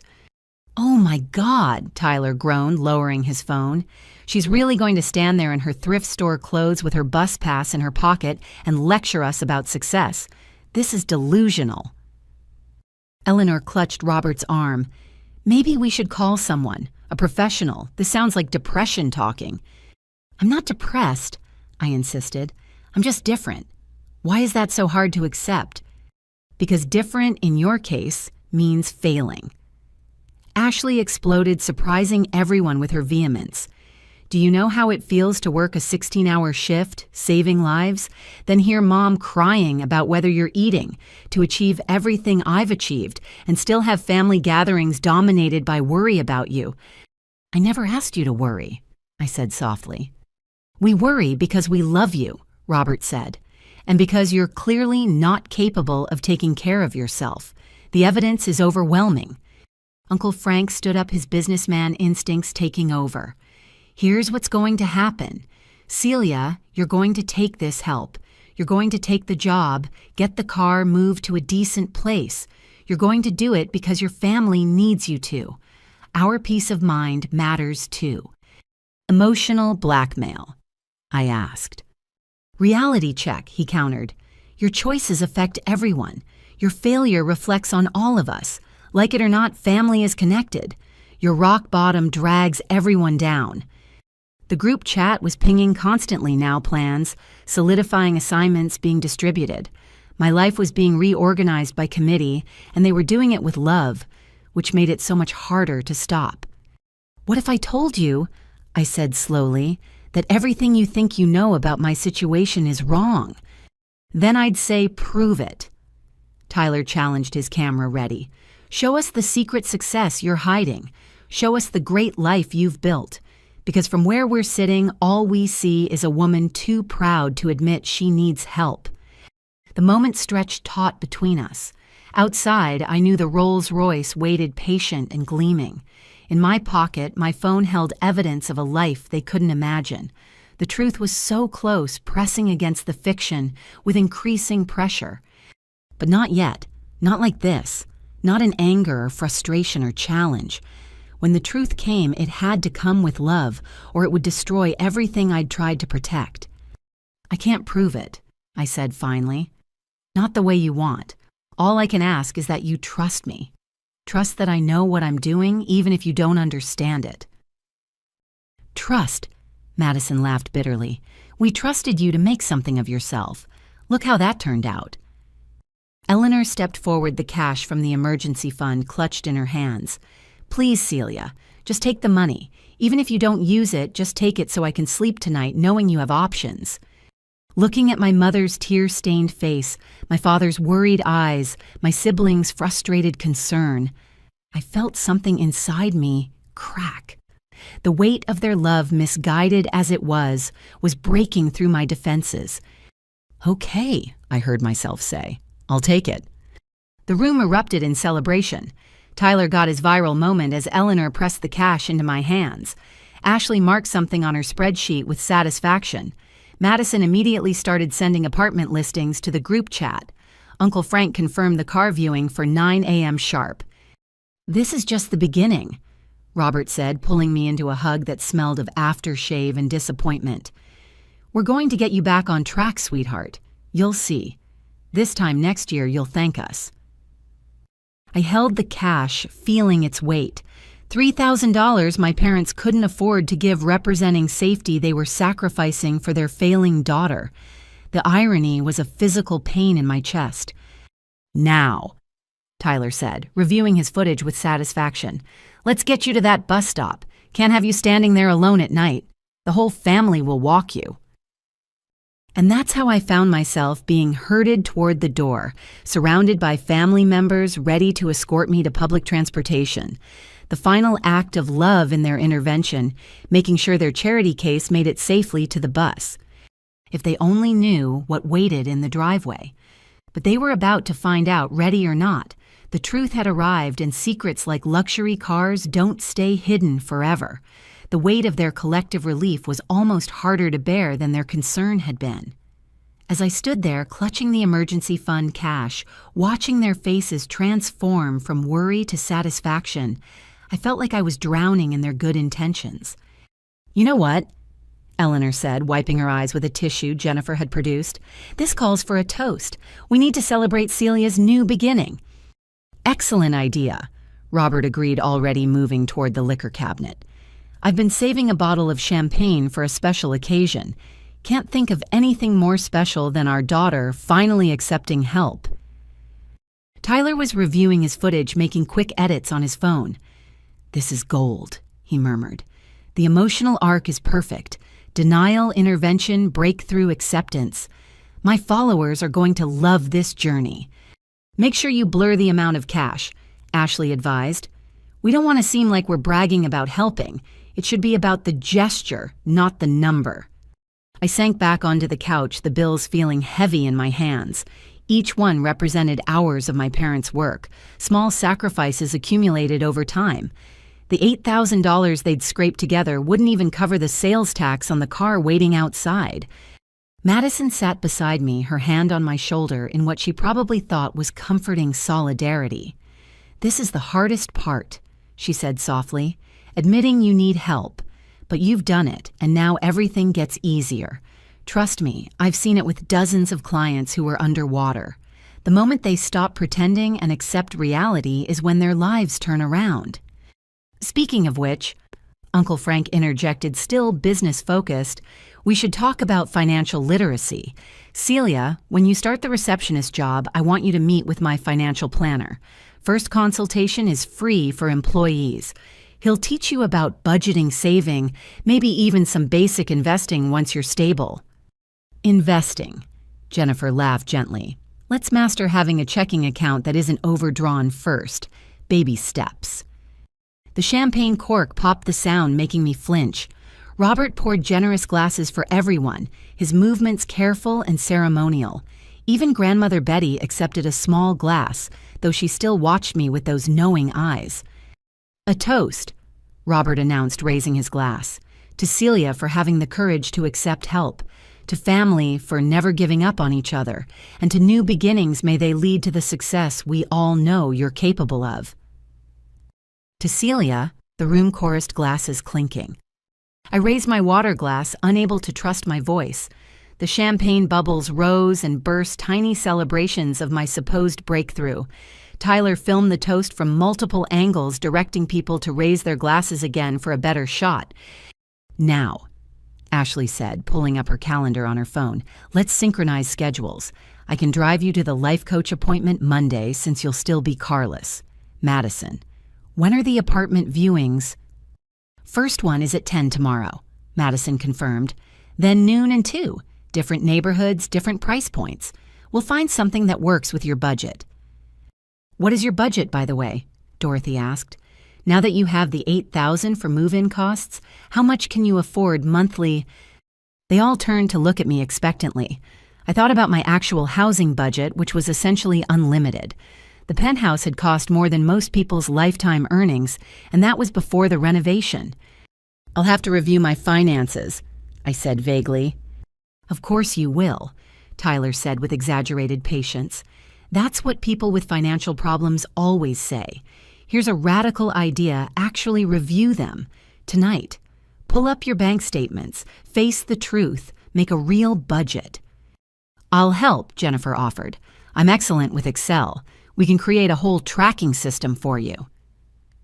Eleanor had moved to sit on my other side, sandwiching me between maternal concern and cousin efficiency.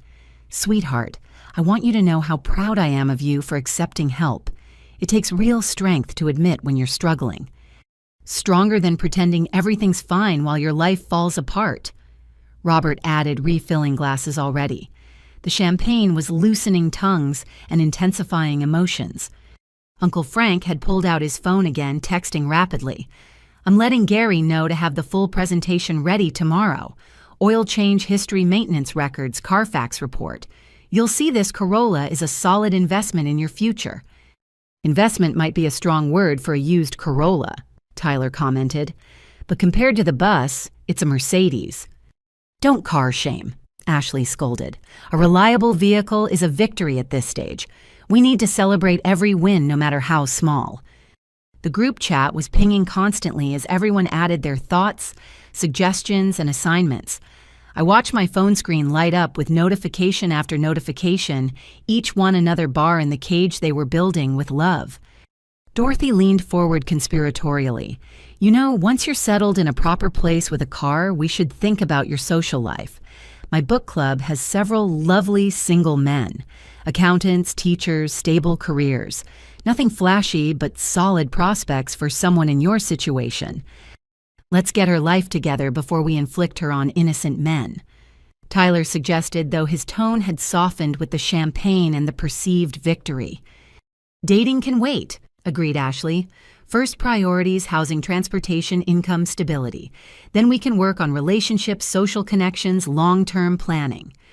They were mapping out my life in stages, each phase building on the last, all leading toward their definition of success. The irony that I was already living beyond their wildest dreams wasn't lost on me, but the cash in my hands reminded me why I'd chosen this path. "I should probably head out soon," I said quietly. "Don't want to miss the last bus." "The last bus," Madison repeated, shaking her head. "God, I can't wait until that phrase is extinct from your vocabulary. This time tomorrow you'll be signing papers for a car. Can you imagine your own steering wheel, your own keys, freedom to go anywhere, anytime?" "We'll all walk you to the bus stop," Eleanor announced. "I want to see where you've been waiting all these years. Need to picture it so I can properly appreciate when it's behind you." "That's really not necessary," I protested, but the family was already mobilizing. "Of course it's necessary," Robert said firmly. "What kind of family would we be sending you off alone after everything we've discussed tonight? Besides, I want to see these dangerous bus stops Tyler's been talking about." Tyler was already at the door holding people's coats. "This is perfect, actually. Final scene of tonight's LinkedIn story. Family united, walking toward the future together. The bus stop becomes a symbol of the past she's leaving behind. Everything's content with you," Ashley muttered, but she was smiling. The intervention had gone according to plan, their wayward sister finally accepting help. The relief in the room was palpable. As we prepared to leave, everyone gathering coats and bags, I caught sight of my reflection in the hallway mirror. Same simple clothes, same unassuming appearance, but now I carried their money and their dreams for my transformation. The weight of both was staggering. "Oh, Celia," Jennifer said suddenly, "should we order you an Uber instead? I mean, if you're carrying all that cash, public transportation might not be safe." "She's been taking the bus for years," Tyler pointed out. "One more night won't kill her. Besides, this is the last time. Tomorrow begins the new chapter." "The last time," Eleanor repeated, tears threatening again. "My baby's last bus ride as a struggling woman. Next time we see you, you'll be driving your own car to your new apartment from your stable job." The fiction was so complete now, so detailed and developed, that reality felt like the dream. But outside, the Rolls-Royce waited with patient elegance, about to shatter every carefully constructed assumption. "Ready?" Robert asked, holding the door open. "Let's go see this bus stop that's been such a big part of your life. Maybe we should take a photo document the moment everything changed." "Everything changes," I agreed softly, knowing how true that was about to become. The family filed out, chattering excitedly about tomorrow's plans. I followed their cash in one pocket, my phone in the other, two different worlds, about to collide in the most spectacular way. The night air was crisp, carrying the scent of autumn leaves and impending revelation. As we walked down the driveway, Tyler narrating for his camera, Madison pointing out nice cars I'd soon be able to afford, Ashley listing the health benefits of driving over public transit, I saw it. The Rolls-Royce sat under the streetlight like a silver secret waiting to be discovered. The family hadn't noticed yet, too busy planning my salvation to see the truth parked right in front of them. "Which way to the bus stop?" Uncle Frank asked, pausing at the end of the driveway. But before I could answer, Dorothy's voice cut through the chatter. "Whose car is that? It's blocking the whole street." One by one, they turned to look. The silence that followed was deafening, broken only by the soft ping of my phone. Another notification, another reminder of the life they were about to discover. The intervention was over. The revelation was about to begin. The family stood frozen at the end of the driveway, their chatter dying mid-sentence as they took in the sight before them. The Rolls-Royce Spirit sat beneath the streetlight like something from another world, its silver surface gleaming with an almost ethereal quality. The iconic Spirit of Ecstasy hood ornament caught the light, proud and unmistakable. Holy! Tyler's voice trailed off his phone, still held up but recording forgotten. That's a Rolls-Royce, an actual legitimate Rolls-Royce. Uncle Frank, who knew cars better than anyone, stepped forward with the reverence of someone approaching a religious artifact. That's not just any Rolls, that's the new Spirit model. They start at $400,000. This one, with what I can see of the customization, probably closer to $500,000. Who parks a $500,000 car on our street? Madison whispered, as if speaking too loudly might somehow damage it. Jennifer clutched Tyler's arm. Maybe they're lost. Rich people don't come to this neighborhood. Should we call the police? What if it's stolen? Stolen? Robert scoffed, though he too seemed mesmerized. Nobody steals a car like that and parks it in suburbia. They're probably visiting someone. But who? Eleanor looked around at the familiar houses of their middle-class neighborhood. The Johnsons, the Patels. Nobody here has friends with Rolls-Royces. Ashley had her phone out already Googling. License plate frame says Platinum Motors. That's the ultra-luxury dealership downtown. They don't even let you in without proving you have 7 figures in liquid assets. The family circled the car like anthropologists discovering an artifact from an advanced civilization. Their planned march to the bus stop forgotten they were completely absorbed by this unexpected arrival of extreme wealth in their ordinary world. "Don't touch it," Dorothy warned as Tyler reached toward the hood. "These things probably have alarms that cost more than our cars." "Look at the interior," Madison breathed, pressing her face close to the window. Is that hand-stitched leather and real wood? My God, the dashboard looks like it belongs in a yacht." I stood back watching them orbit around my car with a mixture of amusement and dread. The valet driver from the dealership had positioned it perfectly, right where it couldn't be ignored. My phone buzzed with his confirmation text that he'd left the keys with the concierge, as instructed, though of course there was no concierge on this street. "We should go," I suggested quietly. "The bus—" But no one was listening. Uncle Frank was calculating the car's specifications out loud. Tyler was filming every angle for his LinkedIn. Ashley was reading Wikipedia articles about Rolls-Royce craftsmanship. The intervention had been completely derailed by this symbol of the very success they'd been trying to help me achieve. "Can you imagine," Eleanor said softly, "having so much money that you could buy something like this? What must that feel like?" "Wasteful," Robert declared, though his eyes betrayed fascination. "Nobody needs a car that costs as much as a house. It's obscene." "It's beautiful," Grandmother Betty said simply. She'd walked closer than the others, studying the car with those sharp eyes. "Look at the paint. It's like looking into water." I reached into my pocket, my fingers finding the key fob among the emergency fund cash. One click and this charade would end. One press of a button and everything would change. My thumb found the unlock button, hesitating. "We should really get to the bus stop." I tried again. "In a minute," Tyler said dismissively. "How often do you get to see something like this up close? My followers are going crazy. The contrast is perfect, actually. Here we are trying to help you buy a used Corolla, and the universe drops a Rolls-Royce in our path.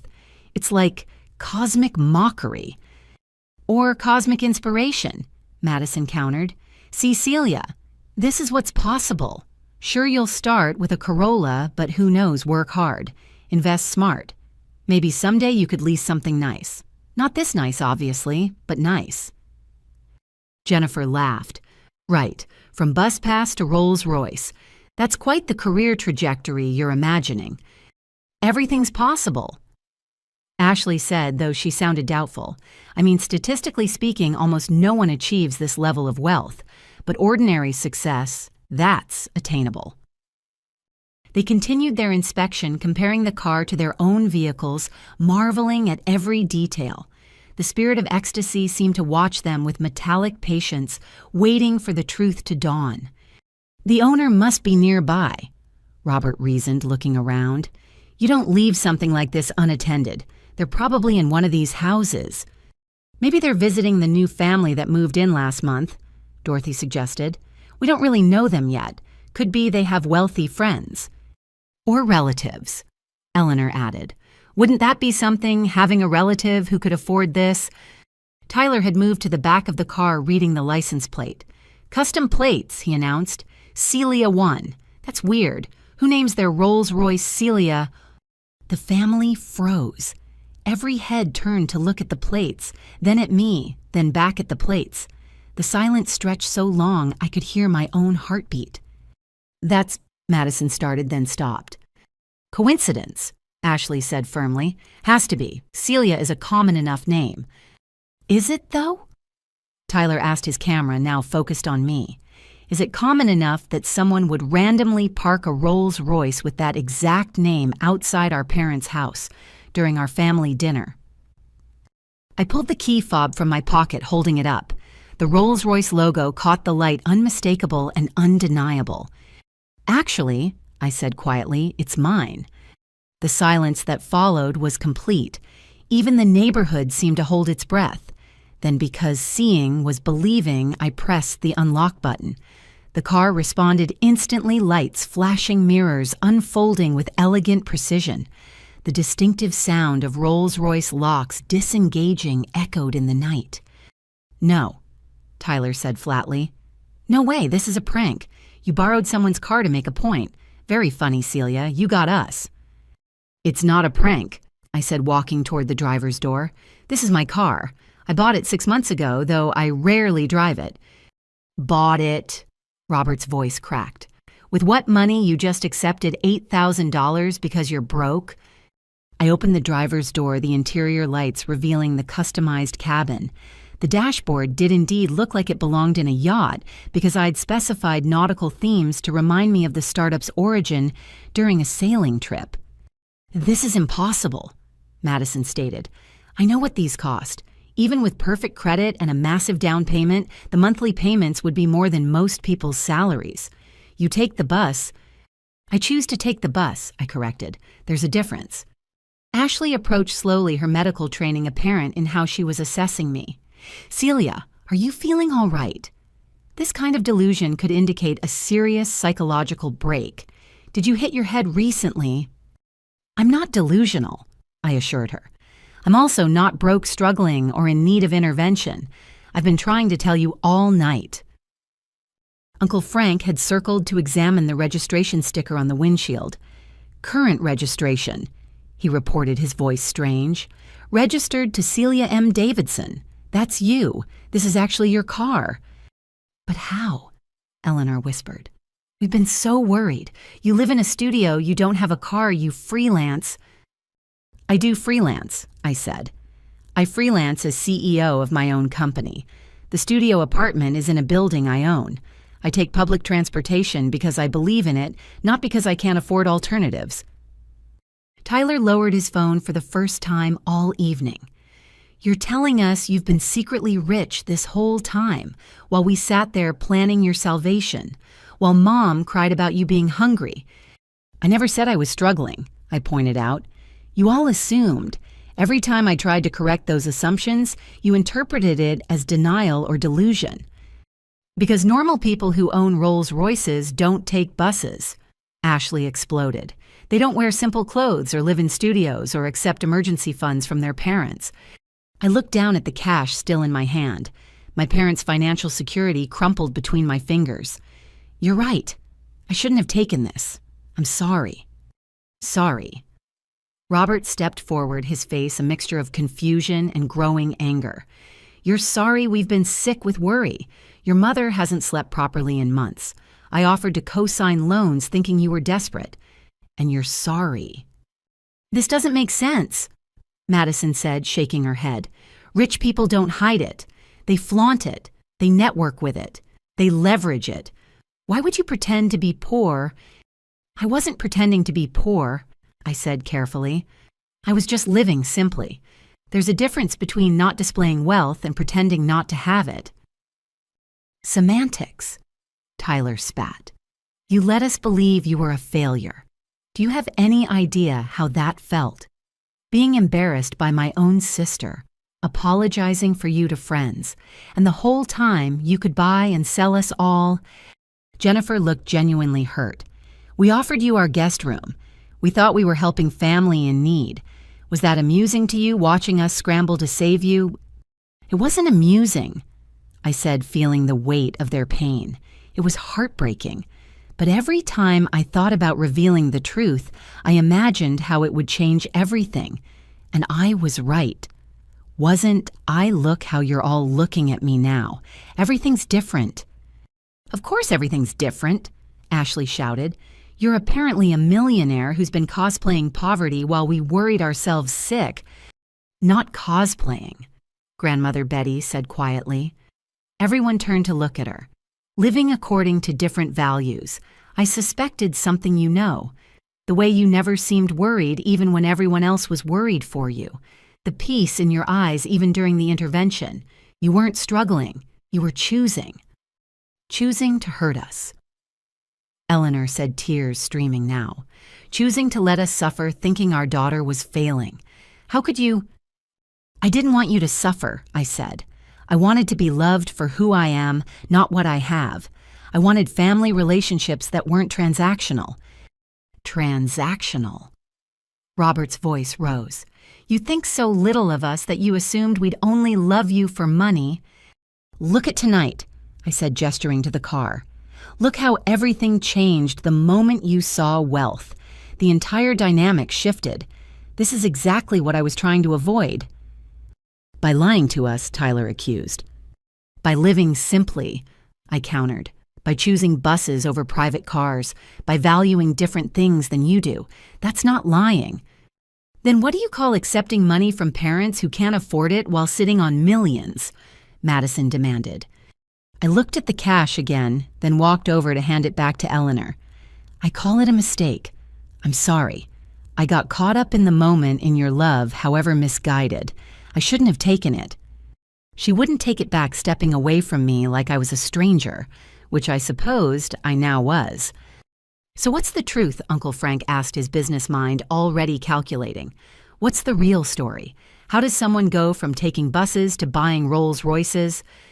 It's a long story, I said. We have time, Robert said coldly. Apparently, we have nothing but time to learn who our daughter really is. The family stood in a loose circle around the car around me, waiting for explanations that would make sense of this revelation. The intervention was over, but something else was just beginning. The question was whether our family could survive the truth after living so long with assumptions. My phone buzzed again. The Forbes editor persistent as ever. The public revelation that would make this private one seem small in comparison. But first, I had to face the people who'd loved me when they thought I had nothing and figure out if they could love me now that they knew I had everything. All right, I said, leaning against my car, the metal cool against my back. Let me tell you what really happened. But I warn you, it's not the story you're expecting. Nothing about tonight is what we expected, Tyler said bitterly. So please enlighten us. Tell us how our failure of a sister became this. And so, under the streetlight beside the Rolls Royce that had shattered our family's assumptions, I prepared to tell the truth at last. The family erupted like a disturbed hive, voices overlapping in a chaos of disbelief and accusations. Madison was the first to form a coherent protest, her real estate agent instincts kicking in. This has to be a rental, she declared with forced confidence. High-end rental companies let you use them for special events. That's what this is. Celia rented a Rolls Royce to make some kind of point about our intervention. Exactly.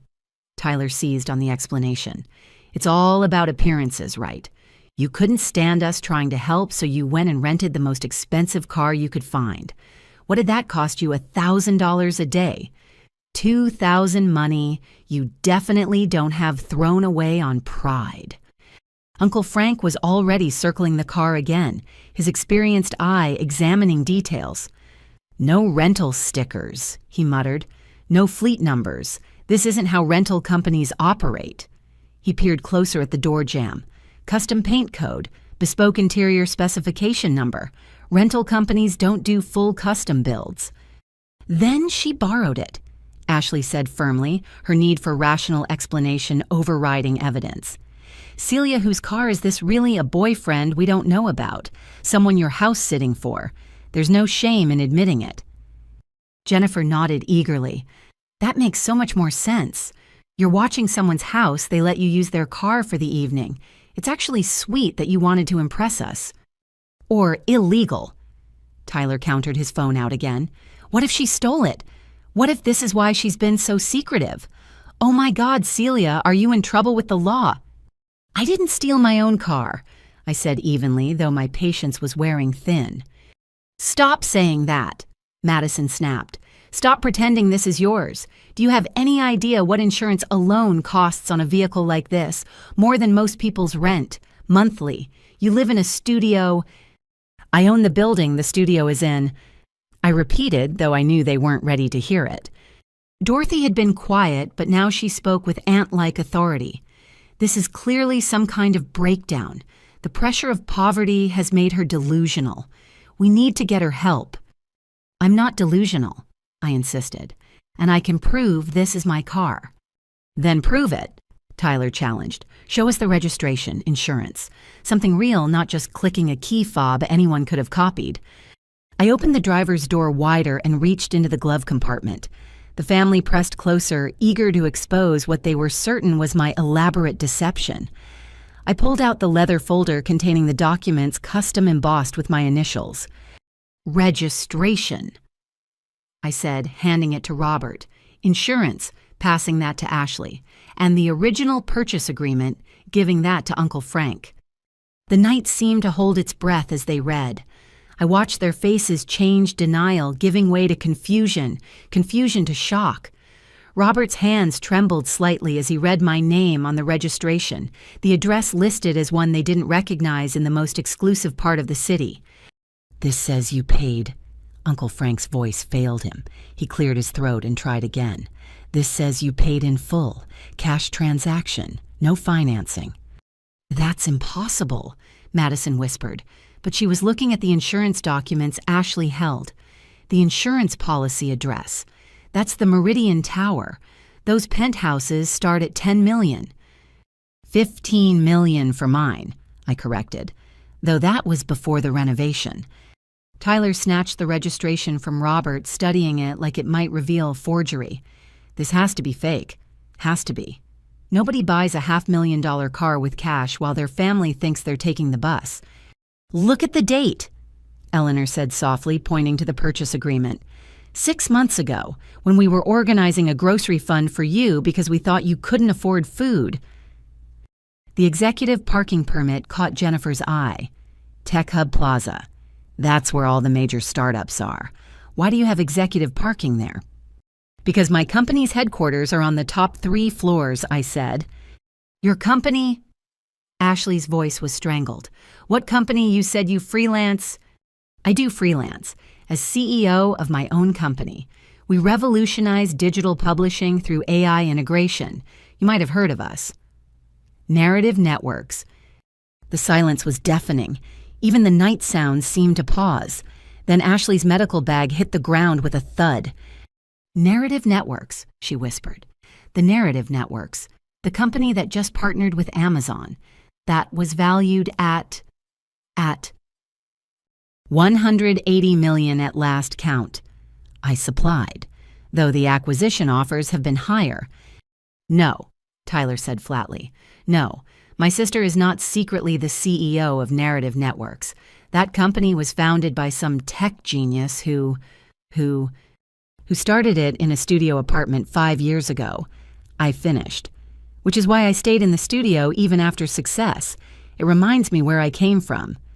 Uncle Frank was staring at the purchase agreement like it was written in an alien language. The payment authorization code, that's from a private wealth management account, the kind that requires minimum deposits of $10 million. Madison finished her real estate knowledge of high net worth clients, filling in the blanks. Oh my God, you're actually rich, like properly rich. But you took the bus, Jennifer protested weakly. Rich people don't take buses. I take the bus because I believe in public transportation, I explained. Because I care about the environment.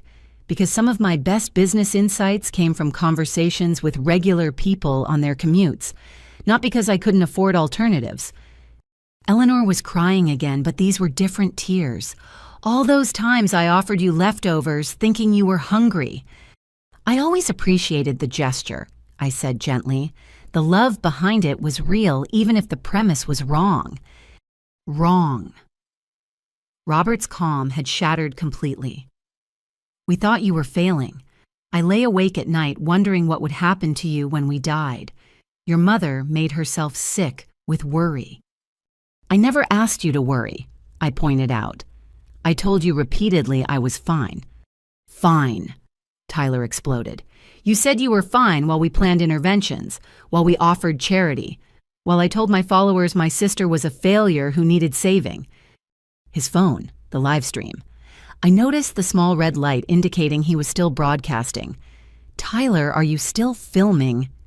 He looked down, seemed surprised, then deliberately kept recording. You know what, good. Let them see this. Let them see how my sister played us for fools. I didn't play anyone, I said. I just lived my life without broadcasting my success. There's a difference. There's no difference when family is involved, Ashley shouted. We're supposed to share our lives, our struggles, our successes. That's what family does. David Chen, the financial advisor, finally spoke up. He'd been silent through the entire revelation, but now he cleared his throat. I knew. Everyone turned to stare at him. You knew, Robert demanded.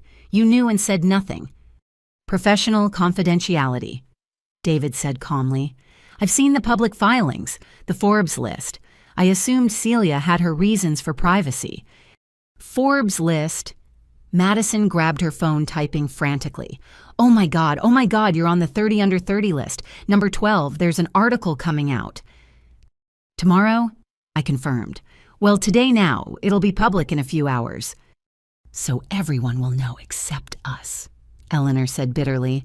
Strangers will read about our daughter's success while we thought she was starving. I tried to tell you tonight, I reminded them. Several times, but you were so convinced I needed saving that you wouldn't listen. Because nothing in your behavior suggested this. Robert gestured wildly at the car. You dressed, simply lived, simply traveled simply. What were we supposed to think? That maybe I was happy, I suggested. That maybe success doesn't always look like luxury cars and giant houses.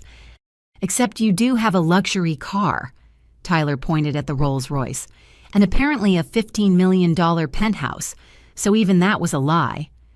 Grandmother Betty, who had been silent through most of the confrontation, spoke quietly. Was it a lie or was it a test? We all looked at her. What do you mean? Ashley asked. Betty's eyes were on me, knowing and sad. She wanted to see if we'd love her without the money, if we'd value her as a person, not a bank account. And we failed, didn't we? We made her feel like a failure because she didn't display wealth. We valued cars and apartments over character. That's not fair, Madison protested. We were trying to help. Were you, Betty asked, or were you trying to make her fit your definition of success? The question hung in the air like an accusation. I saw them grappling with it, reviewing the evening's intervention through this new lens. The offers of help that were really demands for conformity. The concern that was really judgment. The love that came with conditions. I need to know something, Uncle Frank said suddenly. The receptionist job. Were you really going to take it? Were you going to let me pay you $22 an hour to answer phones while you're worth millions? I was going to donate the salary to your employee hardship fund, I admitted, anonymously. Anonymously, he repeated, like everything else. The loan payments right. That was you. Tyler's head snapped up. What loan payments? Someone paid off my business loan 2 years ago, Frank said slowly. Anonymous cashier's check. Saved my dealership. That was you. I nodded. And my student loans. Tyler said the pieces falling into place. They were suddenly paid off last year. The servicer said it was an administrative correction, but it was you. The hospital wing. Ashley breathed. The anonymous donor who funded the new pediatric ward. They insisted on no recognition, no naming rights. Does it matter? I asked. The help happened. Does it matter who provided it? Yes, they all said in unison. Because we thought you were a failure while you were secretly saving us. Robert said, his voice broken. Do you have any idea how that feels? Like finding out your struggling daughter is actually successful, I suggested. Seems like that should feel good. It doesn't, Eleanor cried. It feels like betrayal, like you didn't trust us, like you thought we were too shallow to handle your success. Look at tonight, I said quietly. Look at how you're all reacting. Can you honestly say my concerns were unfounded? That silenced them, but only momentarily. The questions came in waves. How long had I been successful? Why hide it? What else were they wrong about? The Rolls-Royce sat between us like a silver barrier, proof of the chasm between who they thought I was and who I really was. So what now? Tyler asked finally, his camera still recording. What happens to our family now that we know our biggest failure is actually our biggest success? It was the question I dreaded since the moment I decided to keep my success private. The question that had no easy answer, because money changes everything, especially families. And there was no going back to before. Now, I said slowly, we figure out if we can be a family that exists beyond bank accounts and status symbols. If you can love me for who I am, not what I have. If I can trust you with my success, the way I couldn't trust you with my perceived failure. Trust, Madison laughed bitterly. You want to talk about trust after this? Yes, I said firmly, because trust goes both ways, and tonight showed me exactly why I was right to be cautious. The family stood divided, some still staring at the car, others at me, all grappling with a reality that had shifted too fast to process. The intervention had become a revelation, and none of us were prepared for what came next. In my pocket, my phone buzzed again. The world was waiting to celebrate my success, but first I had to find out if my family could survive it. The questions came rapidly, now my family forming a semicircle around me as I leaned against the Rolls-Royce. Their faces showed a mixture of shock, betrayal, and desperate curiosity. The careful fiction I'd maintained for years was unraveling, and with it, everything they thought they knew about me. Start from the beginning. Robert demanded, his CEO of the family voice strained. How does someone go from college graduate to this without their family knowing? I took a breath, organizing thoughts I'd never planned to share. Remember my senior year of college, when I was always working on that little blog project you all made fun of? The one Tyler said would never make money. Eleanor recalled shooting her son a look. Tyler shifted uncomfortably. Everyone was starting blogs then. How was I supposed to know yours would be different? It was different because I wasn't just blogging, I explained. I was building a content algorithm that could predict viral patterns before they happened. What started as a thesis project became a prototype, then a platform, then a company. Ashley pulled out her phone, rapidly searching. Narrative Networks, founded 5 years ago. Pioneered predictive content technology. Clients include, her voice faded as she scrolled, Fortune 500 companies, major publishers, tech giants. Celia, this is huge. When did it become real money? Madison asked, her real estate brain calculating. When did you go from struggling startup to buying Rolls-Royces? I was never really struggling, I admitted. The first investor check came 6 months after graduation, $250,000 for 10% equity. I kept living in the studio because I was working 20-hour days. Moving seemed pointless. $250,000, Uncle Frank whistled. And you didn't tell anyone. What would I have said? Hey, everyone, someone gave me money for an idea. You all would have had opinions, advice, concerns. I needed to focus on building, not explaining. Jennifer looked hurt. We would have been supportive. Would you? I challenged gently. Tonight you all assumed I was delusional when I said I was successful. Why would it have been different then? Because we would have seen the proof, Tyler argued, though he looked uncertain. You saw proof tonight and called it a rental, a delusion theft, I pointed out. Success that doesn't match your expectations becomes impossible to believe. David Chen spoke up again. The Series A funding was $2 million, if I recall correctly. That was year 2. I nodded. Then Series B at $15 million, Series C at $50 million. By then, staying quiet had become habit. And honestly, the bus conversations, the simple lifestyle, the anonymity, it kept me grounded, connected to real people with real problems our technology could solve. So every time we offered help, Eleanor's voice was small. You were showing love the only way you knew how. I finished. I understood that. It's why I never corrected you harshly. Your intentions were good, even if your assumptions were wrong. But the worry, Robert said, rubbing his face. Do you know what it's like to think your child is failing, the sleepless nights, the stress on our marriage as we debated how much help to offer without enabling? I'm sorry, I said, meaning it. I never wanted you to suffer. I just wanted to exist in this family as Celia, not as a bank account or a success story. Well, mission accomplished, Tyler said bitterly. We all thought you were Celia the failure. Hope you're happy. Grandmother Betty spoke up. She was trying to protect something precious. Family relationships uncorrupted by money. Can none of you see that? All I see is deception, Ashley countered. Years of deception.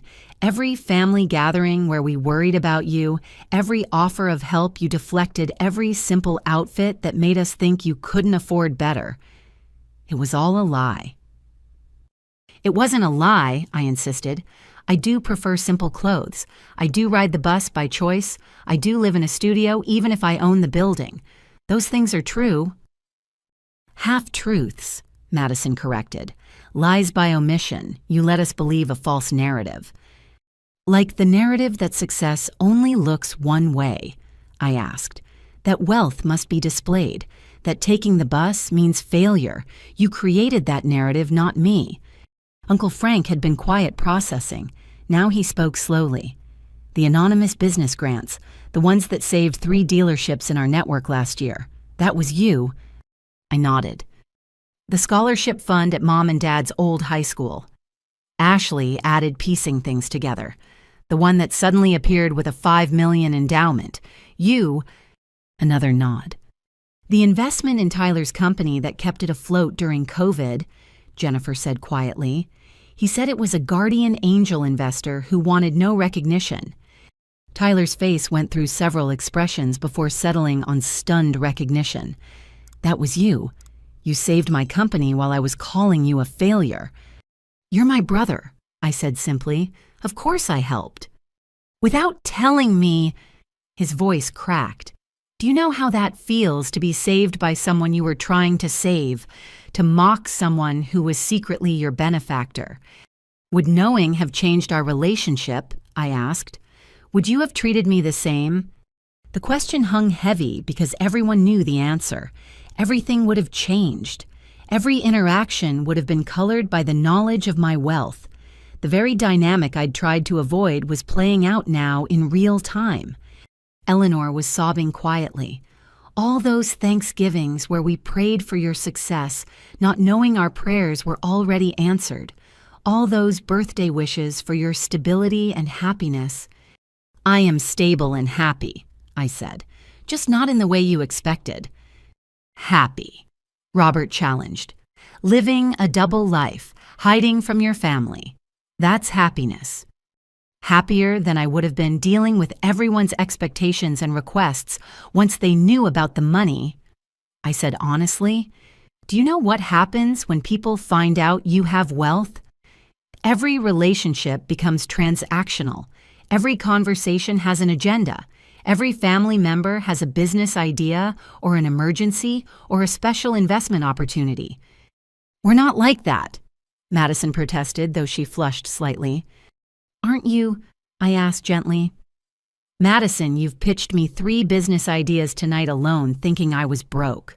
What would you have pitched if you'd known I had millions? She fell silent, unable to deny it. And Ashley, you were so ready with investment advice and financial planning. How much more intense would that have been if you'd known I actually had money to invest? That's not fair, Ashley said weakly. Tyler's already filmed our entire interaction for content. Imagine the content he could create with a millionaire sister.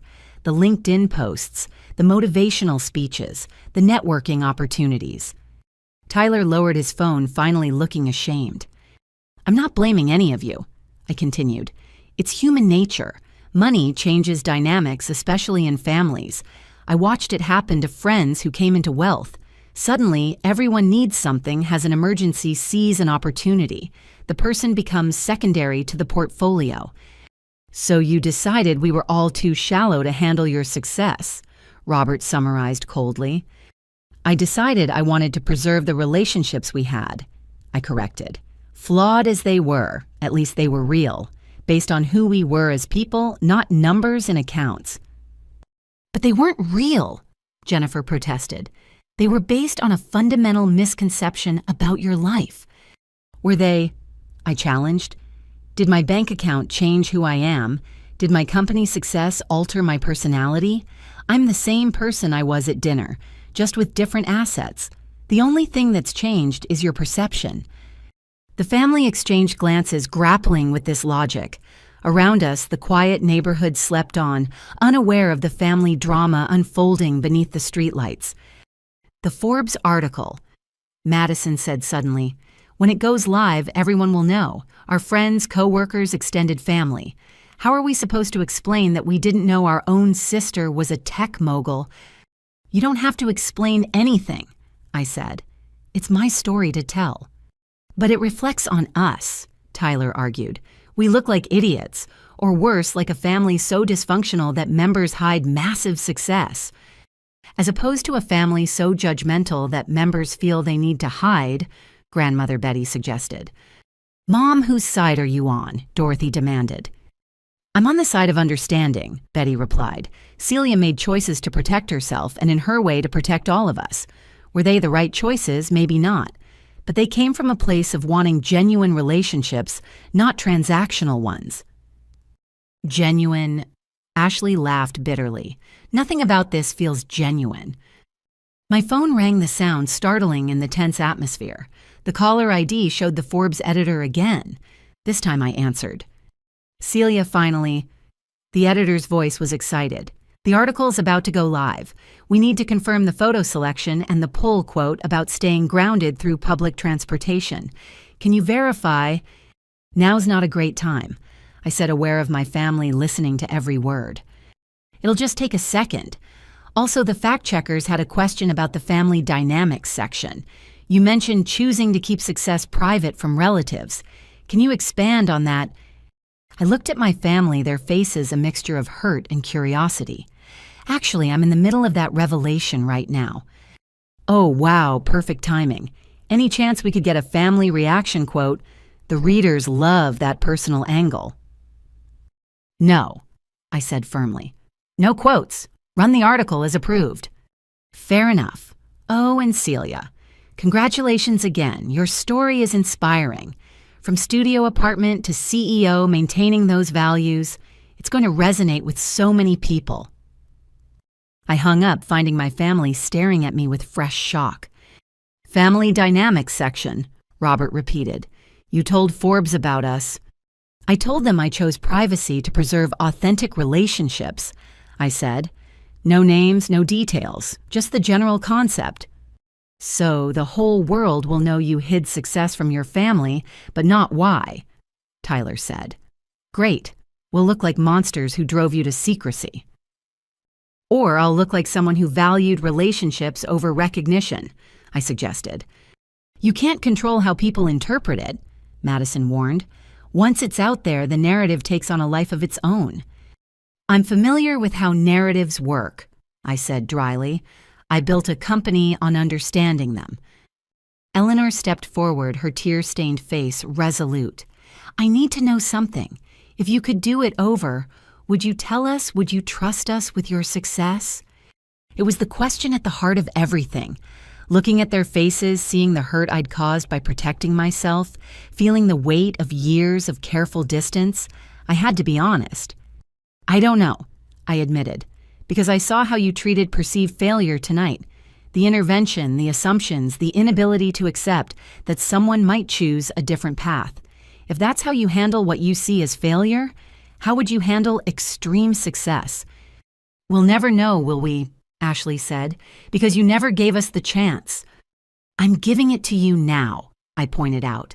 "What you do with it will determine everything going forward." The Rolls-Royce gleamed between us, a silver symbol of everything hidden and now revealed. My family stood at a crossroads processing the transformation of their failing sister into their most successful member. The question was whether our relationships could survive the truth after so many years of careful fiction. "I need time," Robert said finally. "Time to process this, to understand how we got here, to figure out what this means for our family." Others nodded in agreement. The emotional whiplash of the evening, from intervention to revelation, had left everyone drained. "The article goes live in an hour," I warned. "After that, it's public knowledge." "Then we have an hour to decide who we want to be," Eleanor said quietly. "A family that fractures over success or one that finds a way forward." "I know which one I'm hoping for," Grandmother Betty said, taking my hand. "The same thing I've always hoped for. A family that loves each other for who they are, not what they have." But as we stood there in the late November night, the Rolls-Royce between us like a luxury barrier, I wasn't sure hope was enough to bridge the gap my success had revealed. Money changes everything, and we were about to find out if our family was strong enough to survive it. The initial shock began to give way to something more complex as my family processed the revelation.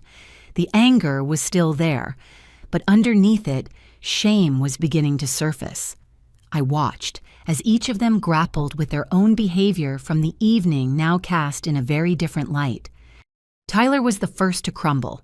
He stared at his phone where his live stream had captured everything his followers commenting in real time about the shocking turn of events.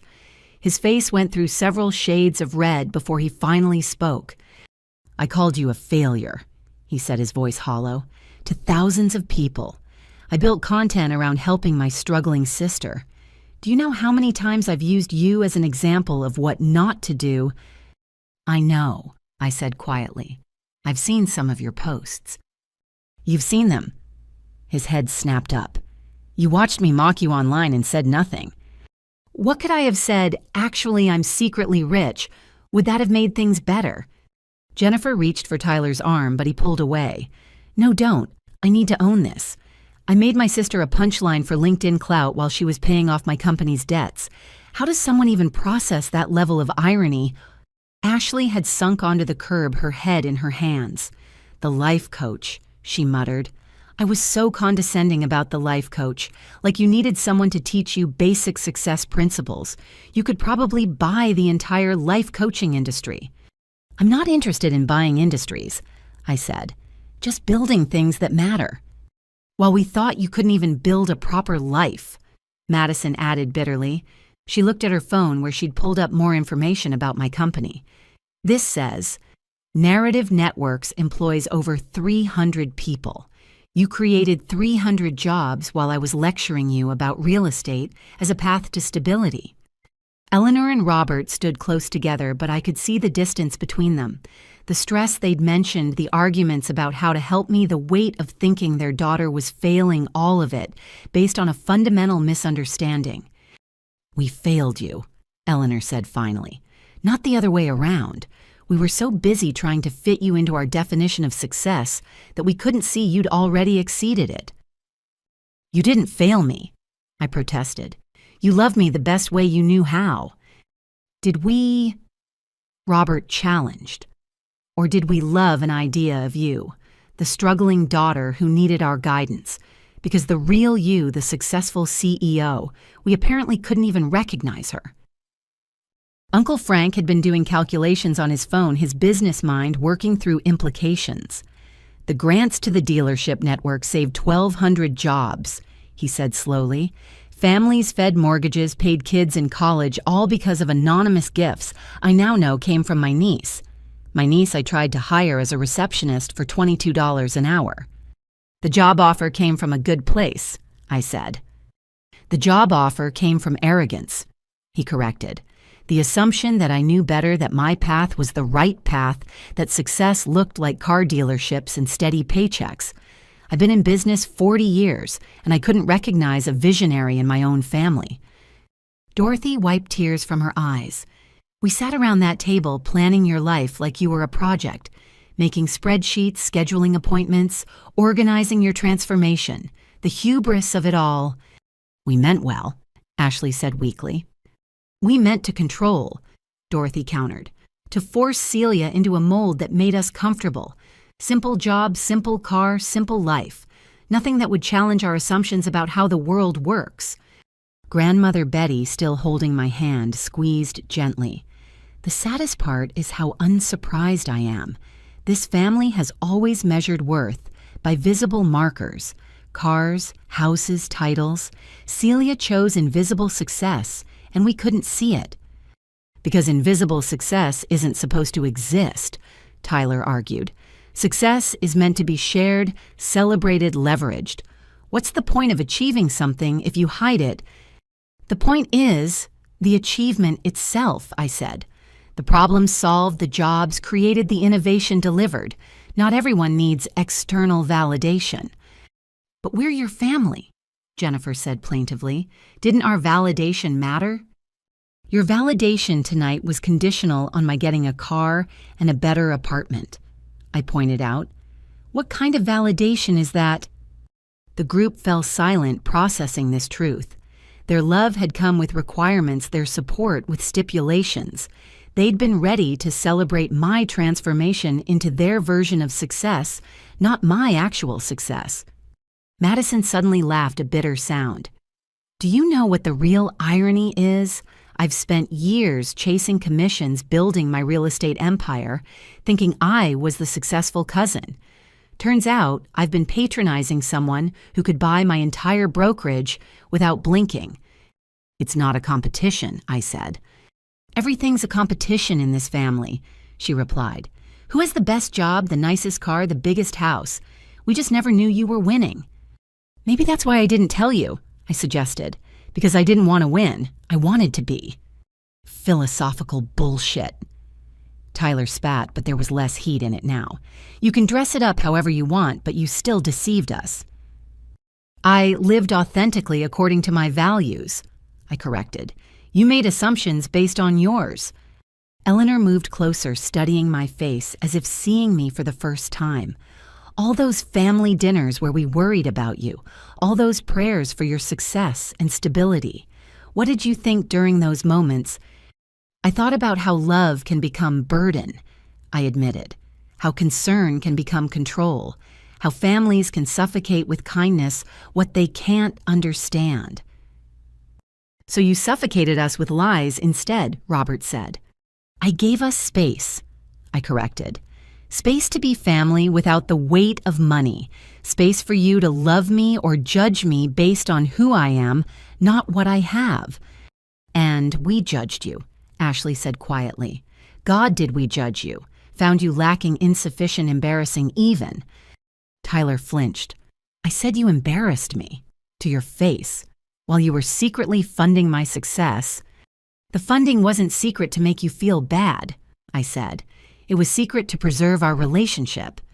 What relationship? He asked. The one where I'm the successful brother and you're the family project. That relationship was a fiction. All relationships are partially fiction, I said. We show each other what we think the other can handle. You showed me your success because you thought I needed inspiration. I showed you simplicity because I thought you needed authenticity. We failed each other, Eleanor concluded. David Chen, who'd been quiet for a while, cleared his throat. If I may offer an observation, as someone who's worked with many wealthy families, this moment right here is crucial. You can either let the revelation of wealth destroy your relationships, or you can use it as a catalyst for something more honest. Easy for you to say, Tyler responded. "You knew the truth." "I knew facts," David corrected. "Net worth, company valuations, investment portfolios. I didn't know the family dynamics, the hurt, the misunderstandings. Those are worth more than any financial statement." Uncle Frank stood up, pacing with nervous energy. "So what happens now? When that article goes live, everyone will know. Our friends, our colleagues, our extended family. How do we handle that?" "With truth," I suggested. "Tell them you didn't know because I chose privacy. Tell them we're working through it as a family. Tell them success comes in many forms, and we're learning to recognize them all." "You make it sound simple," Madison said. "It is simple," I replied. "It's just not easy." Ashley pulled up the Forbes website on her phone. 15 minutes until the article goes live. 15 minutes until our sister becomes publicly recognized as one of the most successful entrepreneurs of our generation. "While we become the family too blind to see it," Tyler added. "Or the family learning to see beyond surface markers," Grandmother Betty suggested. "Your choice." Eleanor stepped forward, taking my father's hand. "I need to say something. Celia, we failed you. Not because we didn't recognize your success, but because we made you feel like you had to hide it. What kind of family makes a member feel safer in secret than in truth?" "A normal one," I said sadly. "This is how most families handle money. Why do you think so many lottery winners end up estranged from their relatives?" "We're not most families," Robert said firmly. "At least I don't want us to be. Yes, we made mistakes. Yes, we judged wrongly, but we can do better." "Can we?" Tyler asked. Because I look at that car and all I can think about is how much it cost, how that money could have been used, how different our lives could have been if we'd known.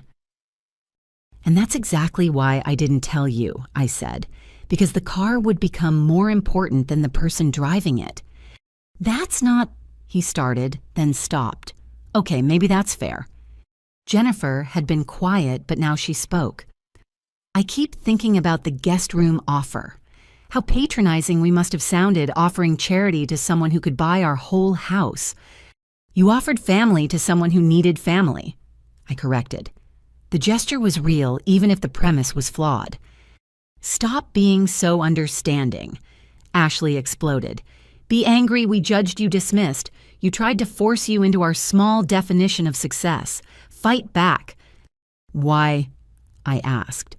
"So you can feel better about your anger so we can have a mutual explosion and call it even. That's not how healing works." "Then how does it work?"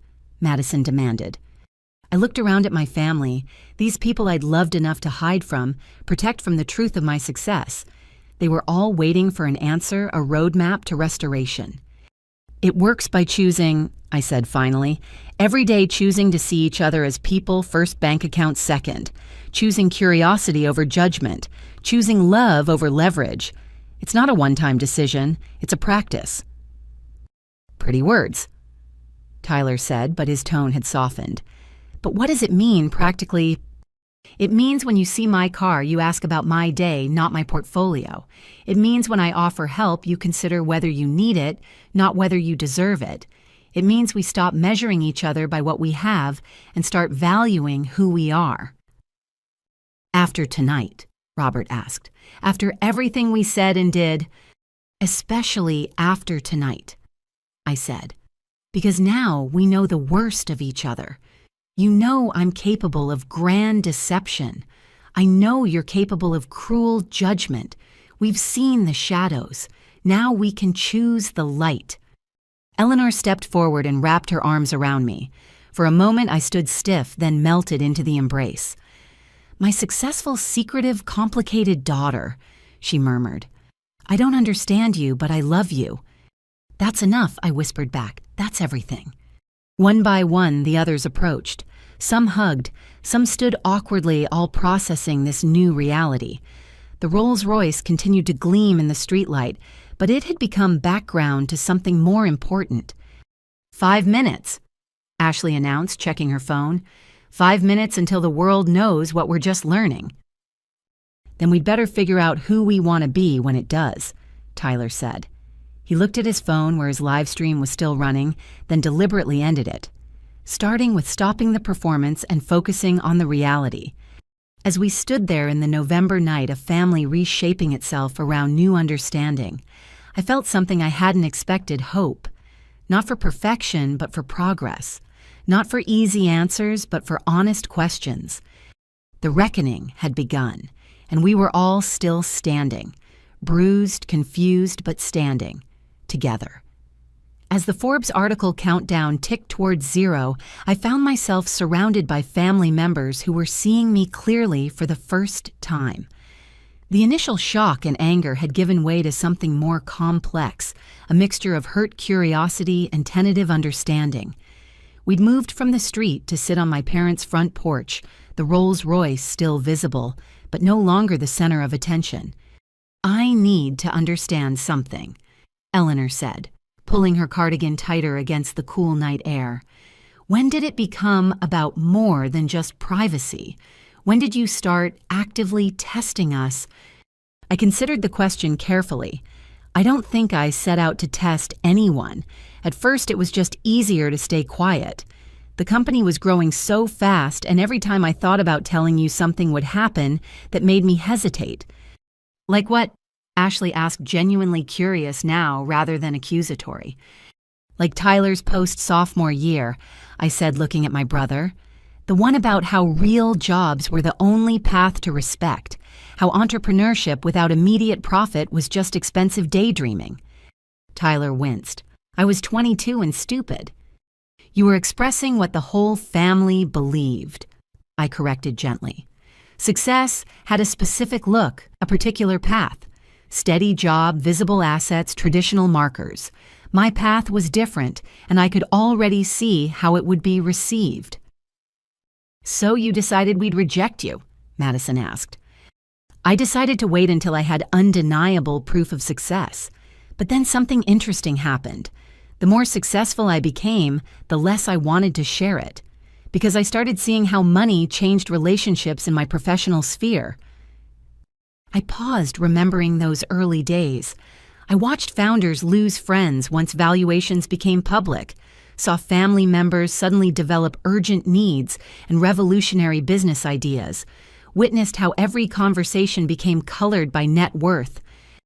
"We wouldn't have been like that," Jennifer protested. "You pitched me 3 business ideas tonight thinking I was broke," I reminded her. "What would you have pitched, knowing I had millions?" She fell silent, unable to argue the point. Uncle Frank leaned forward. "But the anonymous help, why not at least take credit for that? Let us know you were in a position to give." "Because gratitude is another kind of cage," I explained. "If you knew I'd paid off loans and funded programs, every interaction would carry that weight. Every family dinner would include subtle thanks or careful avoidance. I wanted to help without creating obligation." "Noble," Robert said, though his tone suggested he wasn't entirely convinced. "Or controlling. You decided unilaterally what we could handle, what we deserved to know." "Fair," I acknowledged. "But look at tonight. Even thinking I was struggling, you couldn't just accept my choices. The intervention, the forced solutions, the inability to believe I might be okay. What would you have done knowing I had resources?" "Probably intervened differently," Ashley admitted. "Pushed you to use your wealth properly. Lectured about social responsibility and investment strategies." "Exactly. Different pressure, same fundamental issue, the inability to let me just be." Grandmother Betty spoke up. "Tell them about the loneliness." Everyone turned to look at her, then at me. "What loneliness?" Eleanor asked, her mother's intuition activating. I hesitated, then decided on complete honesty. Success can be incredibly isolating. The more the company grew, the harder it became to trust people's motivations. Were they interested in me or my resources? Did they like my ideas or my ability to fund them? Every relationship became a question mark. "Even with us?" Robert asked, hurt evident in his voice. "Especially with you," I said softly. "Because you matter most. Losing a friend to money is painful. Losing family, that's devastating. So I chose distance over risk." "But we lost you anyway," Tyler pointed out. You were at every dinner, every holiday, but you weren't really there. Not the real you. Which version is the real me? I asked. The struggling writer you all tried to save, or the successful CEO you're meeting now? Maybe I'm both. Maybe that's what I was trying to preserve. Madison had been quiet for a while, but now she spoke thoughtfully. I'm starting to understand. It wasn't just about hiding wealth. It was about protecting the part of yourself that existed before the money. The part of me that could ride the bus without it being a statement. Who could wear simple clothes without defending the choice? Who could live modestly without explaining why? The money didn't change who I am, but it changed how everyone sees me, including all of you right now. Can you blame us? Ashley asked. The cognitive dissonance is staggering. An hour ago, you were our charity case. Now you're our benefactor. How are we supposed to process that? By remembering I'm neither, I suggested. I'm just Celia, your sister, your daughter, your family. The bank balance doesn't change that fundamental fact. Doesn't it, though? Tyler challenged. Because now every family memory needs recontexting. Every offer of help feels patronizing in hindsight. Every concern seems misplaced. You've retroactively altered our entire relationship. Or revealed its true nature, Grandmother Betty suggested. The relationship was always based on assumptions. Now you have truth. Painful truth, but truth nonetheless. My phone buzzed. The Forbes article was live. Within minutes, the carefully maintained privacy would evaporate. The world would know what my family was just learning. There's something else, I said, knowing this was my last chance for private honesty. The hardest part wasn't hiding the success. It was watching you all worry, knowing I could solve problems with a phone call but choosing not to. Every time Mom cried about my future, every time Dad offered money he couldn't spare, it broke my heart. Then why continue? Eleanor asked, tears fresh in her eyes. Because the alternative felt worse.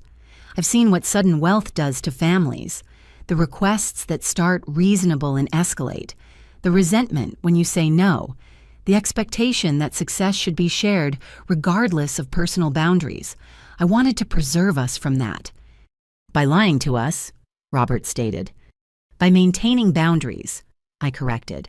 Yes, through deception. I'm not proud of the method, but I stand by the intention. The road to hell, Tyler muttered, is paved with good intentions, yes, but also with unconditional love that becomes conditional on sharing resources, with family bonds that transform into financial expectations, with relationships that die under the weight of money. Jennifer looked at Tyler, then at me. We've been talking about kids. Now I'm wondering what we'd teach them about family, about success, about truth after all this. Teach them that love and money are separate currencies, I suggested. That success has many faces. That family is about showing up for each other, not showing off to each other. Pretty words from someone who didn't show up honestly, Madison observed. I showed up as much as I could while protecting both of us from what money does to relationships. Was it perfect? No. Was it sustainable? Clearly not. But it came from love, however misguided. Ashley had pulled up the Forbes article on her phone. It's live. The headline reads, From Studio to CEO, How Narrative Network's Founder Stayed Grounded Through Public Transit. Stayed grounded, Tyler repeated. While we thought you were failing, the irony is physically painful. Should I read it aloud? Ashley asked, looking around for consensus. No, Eleanor said firmly. We'll all read it later privately. Right now, we need to focus on us, on family, on what happens next. What does happen next? Uncle Frank asked.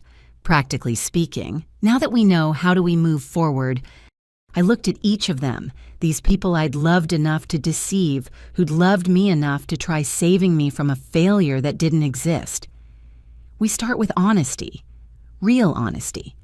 Not just about money, but about expectations, fears, hopes. We talk about what family means when the playing field isn't level. The playing field was never level, Ashley pointed out. We just thought it tilted the other way. Then we acknowledge that. We acknowledge the hurt, the misunderstandings, the assumptions on all sides, and we decide whether we want a family built on authentic connection or performed success. What does that look like practically? Madison pressed. Do we pretend we don't know you're wealthy? Do we walk on eggshells around money topics? What are the rules? There are no rules, I said. That's the point. We make it up as we go with grace for mistakes and commitment to growth. We choose family over finance relationships, over resources every single time. Even when it's hard, Robert asked. Especially when it's hard, because the easy path is letting money define us. The hard path is defining ourselves beyond it. Grandmother Betty stood slowly, her age showing in the careful movement. I've lived long enough to see money destroy more families than poverty ever did. But I've also seen families choose each other over everything else. Which one do we want to be? One by one, my family members answered, not with words, but with presence, with the choice to stay on that porch, processing together, rather than retreating to private judgment, with questions aimed at understanding rather than accusation, with the messy, imperfect work of rebuilding trust after deception. I'm scared, Eleanor admitted suddenly, scared that knowing about your money will change how I see you, how I interact with you, scared of becoming the kind of mother who expects things from her successful child. I'm scared too, I admitted. Scared that every family gathering will now include subtle requests or careful avoidance of topics. Scared that the easy relationship we had, flawed as it was, is gone forever. Good, Tyler said unexpectedly. When we all looked at him, he continued. Fear means we're aware of the dangers, aware we could fall into patterns that destroy families. That awareness might save us. Ashley's phone buzzed with notifications. The article is spreading. Shares, comments, people tagging me, asking if this is really my sister. Our private family drama is about to become very public. Then we'd better figure out who we are before everyone else decides for us, Madison said.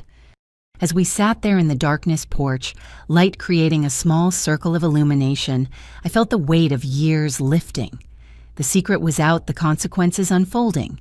But we were here together, choosing the hard work of honest relationship over the easy path of dissolution. It wasn't the intervention they'd planned or the revelation I'd hoped for. It was messier, more painful, more real than either. But maybe that's what family really is, not the perfect story we tell ourselves, but the imperfect truth we choose to face together. So, Tyler said finally, a ghost of humor returning to his voice, do you actually take the bus by choice, or was that part of the cover story? I genuinely love public transportation, I confirmed. The conversations, the community, the environmental impact. That was never a lie. The one truth in an ocean of deception, he said, but he was almost smiling. The one truth that mattered, I replied, because it showed who I am beneath the money. Someone who chooses connection over isolation, simplicity over excess values over valuations. Someone who also owns a Rolls-Royce, Madison pointed out. Everyone has contradictions, I said. The car was a moment of weakness, a concession to success. I've driven it maybe 10 times. 10 times more than we thought you'd driven anything, Robert observed. The conversation continued, weaving between hurt and humor, accusation and acceptance. We were finding our way slowly, imperfectly, but genuinely. The family that had gathered for an intervention was becoming something new, something that might actually survive the truth. As the night deepened and the temperature dropped, we moved inside, still talking. The Rolls-Royce sat forgotten in the driveway, just another car now that the secret it represented was shared. What mattered was in the house, in the voices still questioning, still processing, still choosing each other despite everything. The revelation was complete, but the real work was just beginning. 3 months had passed since that November night when everything changed. I stood in the community center gymnasium watching Tyler lead a coding workshop for underprivileged youth. The same brother who'd live-streamed my failure was now teaching kids that success didn't require traditional paths. The beautiful thing about coding, he was saying to a group of attentive teenagers, is that it doesn't care about your background, your connections, or even your degree. It only cares about your ability to solve problems and create solutions. One kid raised his hand. "But don't you need expensive computers and stuff?" Tyler smiled. "My sister built a company worth millions starting with a laptop that crashed every hour. Resources help, but resourcefulness matters more." He caught my eye and nodded a silent acknowledgement of how far we'd come. After the workshop, we walked to the parking lot together. He still drove his Tesla. I'd taken the bus. Some things had changed. Others remained constant by choice. 43 kids today, he said, pride evident in his voice. Started with 12. Word spreading that this isn't just another tech bro teaching vanity coding. "Because you're teaching them to think not just syntax," I observed. "Something my secretly successful sister taught me," he admitted. "That real achievement isn't about displaying success, but creating opportunity for others." We reached his car, but he didn't immediately get in. "I need to tell you something. I deleted all those LinkedIn posts, everyone that used you as a failure example, sent apologies to everyone who shared them. You didn't have to." "Yes, I did, because keeping them up would mean I hadn't really learned anything. This isn't about saving face. It's about facing who I'd become and choosing to be better." Across town, Madison was in a very different setting. The Veterans Housing Office buzzed with activity as she reviewed applications with her team. The successful real estate agent who'd once measured worth in square footage now helped homeless veterans find stability. "This one," she said, pointing to an application. "Sergeant Martinez, 3 tours, 2 kids living in his car for 6 months. He qualifies for the Riverside property." "That's a prime location," her assistant noted. "The owner could get 3 times market rate." "The owner is getting something better," Madison replied. "The knowledge that a family who served our country has a safe home. Besides, the tax incentives make it financially viable, too. Doing good doesn't require being bad at business." She looked up as I entered, a genuine smile replacing the calculated one I'd grown used to. "Celia, perfect timing. Want to help review applications. Fair warning, some of these stories will break your heart." "Already broken and rebuilt," I said, taking a seat beside her. "Multiple times over." As we worked through the stack, she talked about her journey. "You know what the hardest part was? Realizing I'd built my entire identity on being the successful cousin. When I found out about your company, I had an existential crisis. If I wasn't the success story, who was I?" "You were always more than your commission checks," I pointed out. Easy to say, hard to believe. But this work, it's teaching me that success measured only in dollars is pretty hollow. Don't get me wrong, I still love a good sale. But now I love the right sale for the right reasons. That evening I had dinner with Ashley at the hospital cafeteria. She'd insisted on meeting there between shifts, saying she wanted me to see her world the way she'd finally seen mine. "Glamorous, right?" she said, gesturing at the fluorescent lights and industrial furniture. "This is where your doctor's sister actually spends most of her time, not at fancy galas or important conferences." "It's honest," I said, appreciating the parallel to my own simple choices. "Speaking of honest," she pulled out her phone, showing me an email. "The free clinic wants to expand services. They need funding. In the old days, I would have just assumed you'd write a check. Now I'm asking, would you like to visit first? See if their mission aligns with your values. Make a decision based on more than just my recommendation."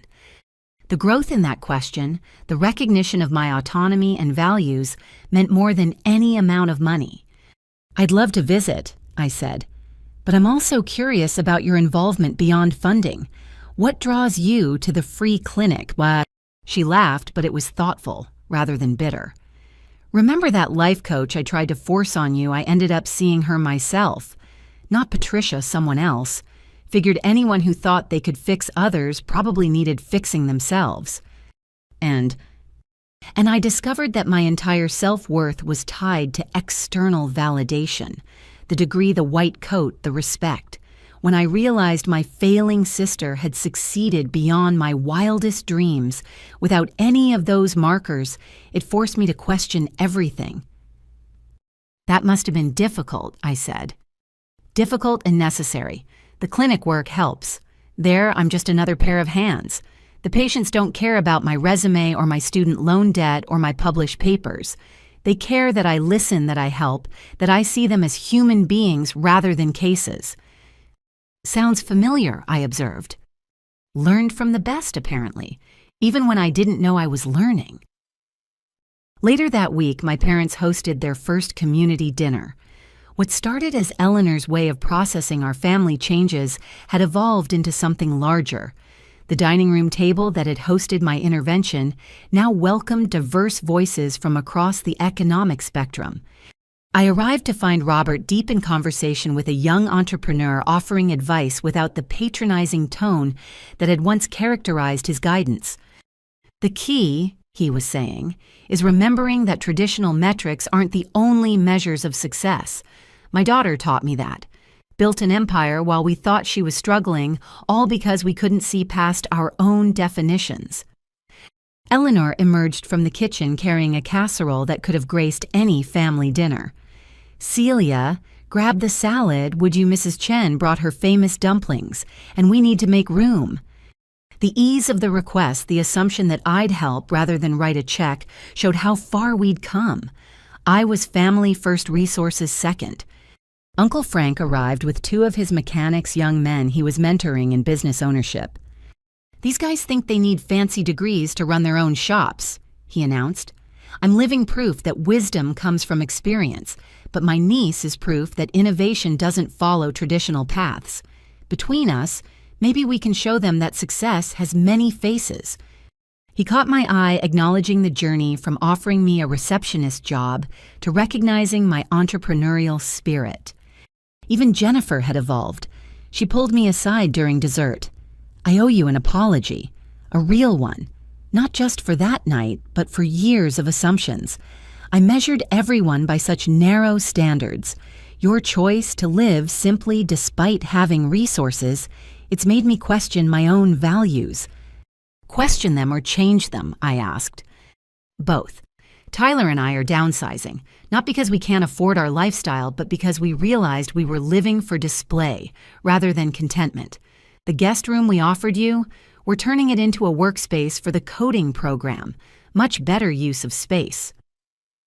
Dorothy and grandmother Betty were the last to arrive, bringing photo albums that sparked equal parts laughter and reflection. Pictures of family gatherings where my simple appearance stood out among designer clothes, images that now told a different story than anyone had realized at the time. Look at this one, Betty said, pointing to a photo from last Christmas. Everyone trying so hard to look successful and Celia just being herself. We thought she didn't understand the assignment. Turns out she was playing a different game entirely.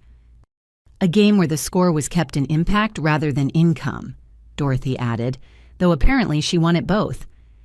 The dinner progressed with the kind of easy flow that only comes from released pressure. No one performed success or worried about appearances. Stories were shared about failures and recoveries, about assumptions challenged and perspectives shifted. You know what I've learned? Tyler said during a lull in conversation, that my sister's greatest success wasn't building a multi-million-dollar company. It was maintaining her values while doing it. I mocked her for taking the bus while secretly envying the freedom it represented. Freedom from what one of the young entrepreneurs asked. From the prison of other people's expectations, Tyler replied. I built my whole identity on meeting those expectations. She built hers on authentic values. Guess which one survived contact with reality? The conversation turned to the foundation I'd announced. Each family member had proposed community projects they would personally lead rather than just fund. The requirement for hands-on involvement had transformed charity into connection. The coding program is just the start, Tyler explained. We're creating pathways, not just teaching skills. Partner with Madison's housing project to ensure students have stable homes. Connect with Ashley's clinic for healthcare. Build an ecosystem of support. Systemic change rather than Band-Aids, Ashley added. Another lesson from our secretly strategic sister. As the evening wound down, people lingered, reluctant to end the genuine connection. The family that had once bonded over judging my failures now united in something more substantial. Eleanor stood to speak, tapping her glass gently. 3 months ago, we held an intervention in this room. We thought we were saving Celia from failure. Instead, she saved us from something worse, the poverty of narrow thinking. We've all been transformed by truth, difficult as it was. To transformation. Robert raised his glass. And to the daughter who loved us enough to risk our rejection for the chance at something real. To the bus rides that kept her grounded, Tyler added. To the simple clothes that reminded us fashion isn't character, Madison continued. To the studio apartment that proved homes are built on more than square footage, Ashley chimed in. To the hidden success that forced us to find our own, Uncle Frank concluded. As glasses clinked and conversation resumed, I felt the shift complete. We weren't the family we'd been the one built on assumptions and performance. We were something new, something tested by truth and choosing connection anyway. The Rolls-Royce I donated to charity the week before. The auction proceeds would fund transportation for elderly residents who couldn't drive. Tyler had filmed the donation not for LinkedIn clout, but to document a moment of choosing purpose over possession. You know what the best part is, he'd said as the car was loaded onto the transport. You're exactly the same person you were when we thought you were failing.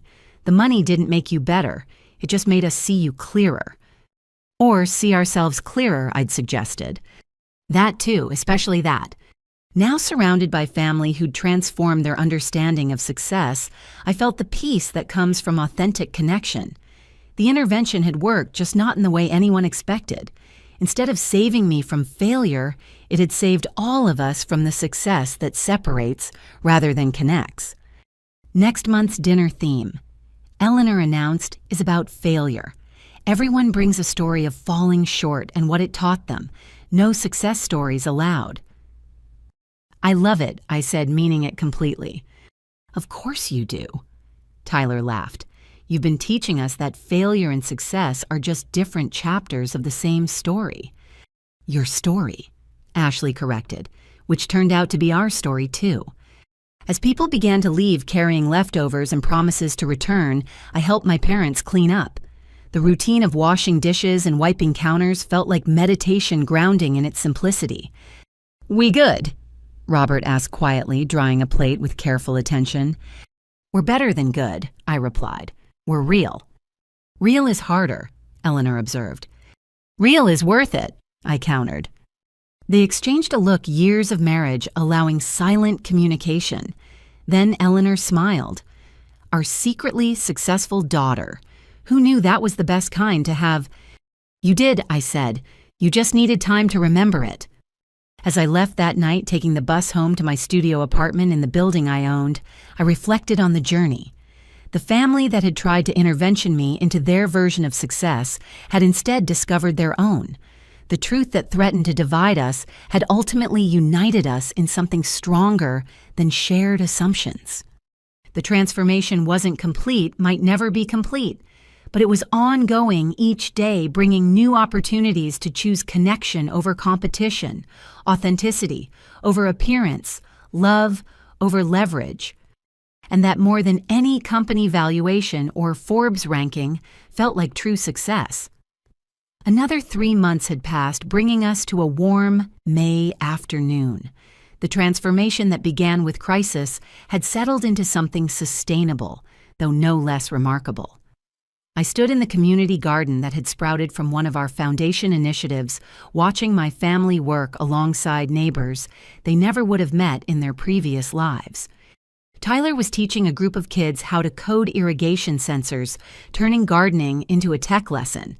His transformation from LinkedIn influencer to genuine mentor had been complete, The man who once measured success in followers now measured it in the spark of understanding in a student's eyes.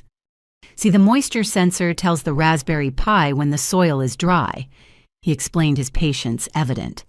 Then the Pi activates the water pump. We're not just growing vegetables, we're growing problem solvers. One of his students, Maria, looked up with bright eyes. "Mr. Tyler, could we make an app so people can check their plots from home?" "That's brilliant," Tyler exclaimed. "Want to lead that project?" The girl beamed, and I saw my brother's genuine joy at her enthusiasm. No camera recording, no performance, just authentic connection. Madison was across the garden with a group of veterans, including Sergeant Martinez and his family, who now lived in stable housing thanks to her program. She'd evolved from someone who saw property as commodity to someone who understood home as sanctuary. The beauty of community gardens, she was saying, is that ownership isn't about deeds and titles. It's about investment of time, care, and connection. You own what you nurture. Martinez's daughter tugged on Madison's sleeve. "Miss Madison, our tomatoes are bigger than the ones at the store." "That's because you grew them with love," Madison replied, then caught herself. "I can't believe I just said something that sentimental, and meant it." Ashley arrived from her shift at the free clinic still in scrubs, but carrying a box of medical supplies for the garden's first aid station. The doctor, who once wore her title like armor, now wore humility like a badge of honor. "Rough day?" I asked, noting her tired eyes. "Beautiful day," she corrected. "Delivered a baby for a teenage mom. Held her hand while she cried about not being ready. Reminded me that success sometimes looks like showing up scared and doing it anyway." "Sounds like someone I know," I said, thinking of her journey from judgment to compassion. "Learned from the best," she winked, "even when I didn't know I was learning." Our parents had claimed a corner plot where Eleanor was teaching a group of elderly residents about companion planting, a skill she'd learned from grandmother Betty decades ago and only recently rediscovered. "The marigolds protect the tomatoes from pests," she explained. "Just like family should protect each other from toxic influences, sometimes protection looks like boundaries, not walls." Robert was building raised beds with Uncle Frank and his mentees, their conversation a mix of construction tips and life philosophy. "Measure twice cut once applies to more than wood," Robert was saying. "I spent years measuring my daughter's worth wrong. Nearly cut her out of our lives with my assumptions." "But you didn't," one young man observed. "That's what matters." "Only because she was patient with our ignorance," Robert replied. "Success includes grace for others' growth." The Foundation's community dinner that evening was held in the garden itself, long tables set among the growing plants. What had started in my parents' dining room had expanded into something that belonged to the whole neighborhood. I helped set up, enjoying the physical work after a morning of strategic meetings. Jennifer found me arranging chairs, her own transformation evident in her soil-stained jeans and the absence of her usual designer accessories. "Need help?" she asked, grabbing a stack of plates. "I can't believe this all started with us trying to save you from yourself." "You did save me," I said. "Just not how you expected. Your intervention forced me to choose between comfortable lies and uncomfortable truths. The truth won." "Thank God," she laughed. "Our kids are going to grow up in a family that values authenticity over appearance. What a gift." As if summoned by the mention, Tyler appeared with news. "Speaking of kids, Jennifer's pregnant. We just found out yesterday." The celebration that followed was warm and genuine, free from the performance that once characterized family announcements. No one asked about nursery budgets or private school funds. Instead, they asked about hopes and dreams and what kind of world we were building for the next generation. As sunset approached the garden filled with the diverse community our family had learned to embrace, the entrepreneur Robert mentored sat next to the veteran Madison housed. The teenage coder Tyler taught chatted with the patient Ashley treated. Boundaries that once seemed fixed had dissolved into connection. Uncle Frank stood to speak, his voice carrying across the garden. 6 months ago, I thought success meant 7 dealerships and a retirement plan. Now I have 2 dealerships, 5 partners who started as mechanics, and a definition of wealth that includes watching young people build their dreams. To redefinition, someone called out, raising a glass of Eleanor's homemade lemonade. To redemption, another added. Dorothy had been documenting the journey in photographs, creating a visual history of transformation. She showed me her latest collection on her tablet. Images of Tyler teaching without performing, Madison advocating without calculating commission, Ashley healing without hierarchy. "This one's my favorite," she said, showing a candid shot of our whole family working together in the garden, dirty and laughing. "No one's dressed to impress. Everyone's just present." The anti-Instagram photo I observed. "The most Instagram-worthy thing is not caring about Instagram," she replied. Another lesson from my niece, who had everything while appearing to have nothing. As darkness fell, solar lights installed by Tyler's coding students illuminated the garden. The conversation shifted to future plans, the Foundation's next initiatives, the expansion of programs that worked, and the reimagining of those that didn't. "We're considering a startup incubator," I mentioned, but not the usual model, one that values impact over exit, sustainability over scale. "With bus passes included," Tyler teased. "Public transportation is non-negotiable," I confirmed, smiling. "Some values don't change just because circumstances do." Grandmother Betty, who'd been quietly observing from her place of honor, finally spoke. "You know what this reminds me of? The community I grew up in, where success meant everyone eating, not just your own family getting fat. We lost that somewhere chasing individual achievement. But look, it's growing back." "Like the garden itself," Ashley mused. "From bare earth to abundance, just needing the right conditions and care." "And the courage to get dirty?" Madison added, showing her soil-caked nails with pride rather than embarrassment. The evening wound down naturally, people helping clean, without being asked, children running between the plants' connections, deepening with each shared task. The family that had once bonded over judging my perceived failure, now united in creating collective success. Tyler pulled me aside as things were wrapping up. "I need to tell you something. That live stream from the intervention, it's become my most requested content. Not the original, but my follow-up about how wrong I was, how narrow my definition of success had been. People are hungry for authentic transformation stories." "Are you going to build content around it?" I asked, curious about his direction. "No," he said firmly. "That part of my life is over, but I am writing about it. A book about redefining success, about the courage to admit you're wrong, about family that survives truth. Would that be okay? As long as you include the parts where you were insufferable," I teased. "Especially those parts," he agreed. "They're the most instructive." As I prepared to leave Yes on the bus, my family gathered for our new tradition of gratitude circle. Each person shared one thing they were grateful for from their transformation journey. "I'm grateful for losing my identity as the successful cousin," Madison said. "It let me find my identity as a useful human." "I'm grateful for the humility that comes from discovering you don't know everything," Ashley added. "Medical school never taught me that." "I'm grateful for children who teach me while I'm teaching them," Tyler contributed. "Reverse mentoring is real." "I'm grateful for a family that chose growth over grievance," Eleanor said, tears glistening. "I'm grateful for the daughter who loved us enough to risk our rejection," Robert added, his voice thick with emotion. When the circle came to me, I looked at these people who'd traveled so far from that November night. I'm grateful for an intervention that actually worked, just not how anyone planned. You did save me from the isolation of secret success. You brought me back to family. Even if we had to learn what family really means first, Uncle Frank observed. Especially because of that, I corrected. Easy love is nice. Earned love is extraordinary. As I waited at the bus stop that night, I reflected on the journey. The Rolls-Royce was gone, donated to serve a better purpose. The penthouse still existed, but hosted foundation meetings more often than solitary evenings. The company continued to thrive, but success was measured in impact metrics alongside financial ones. Most importantly, the family that had tried to force me into their framework had instead expanded their own.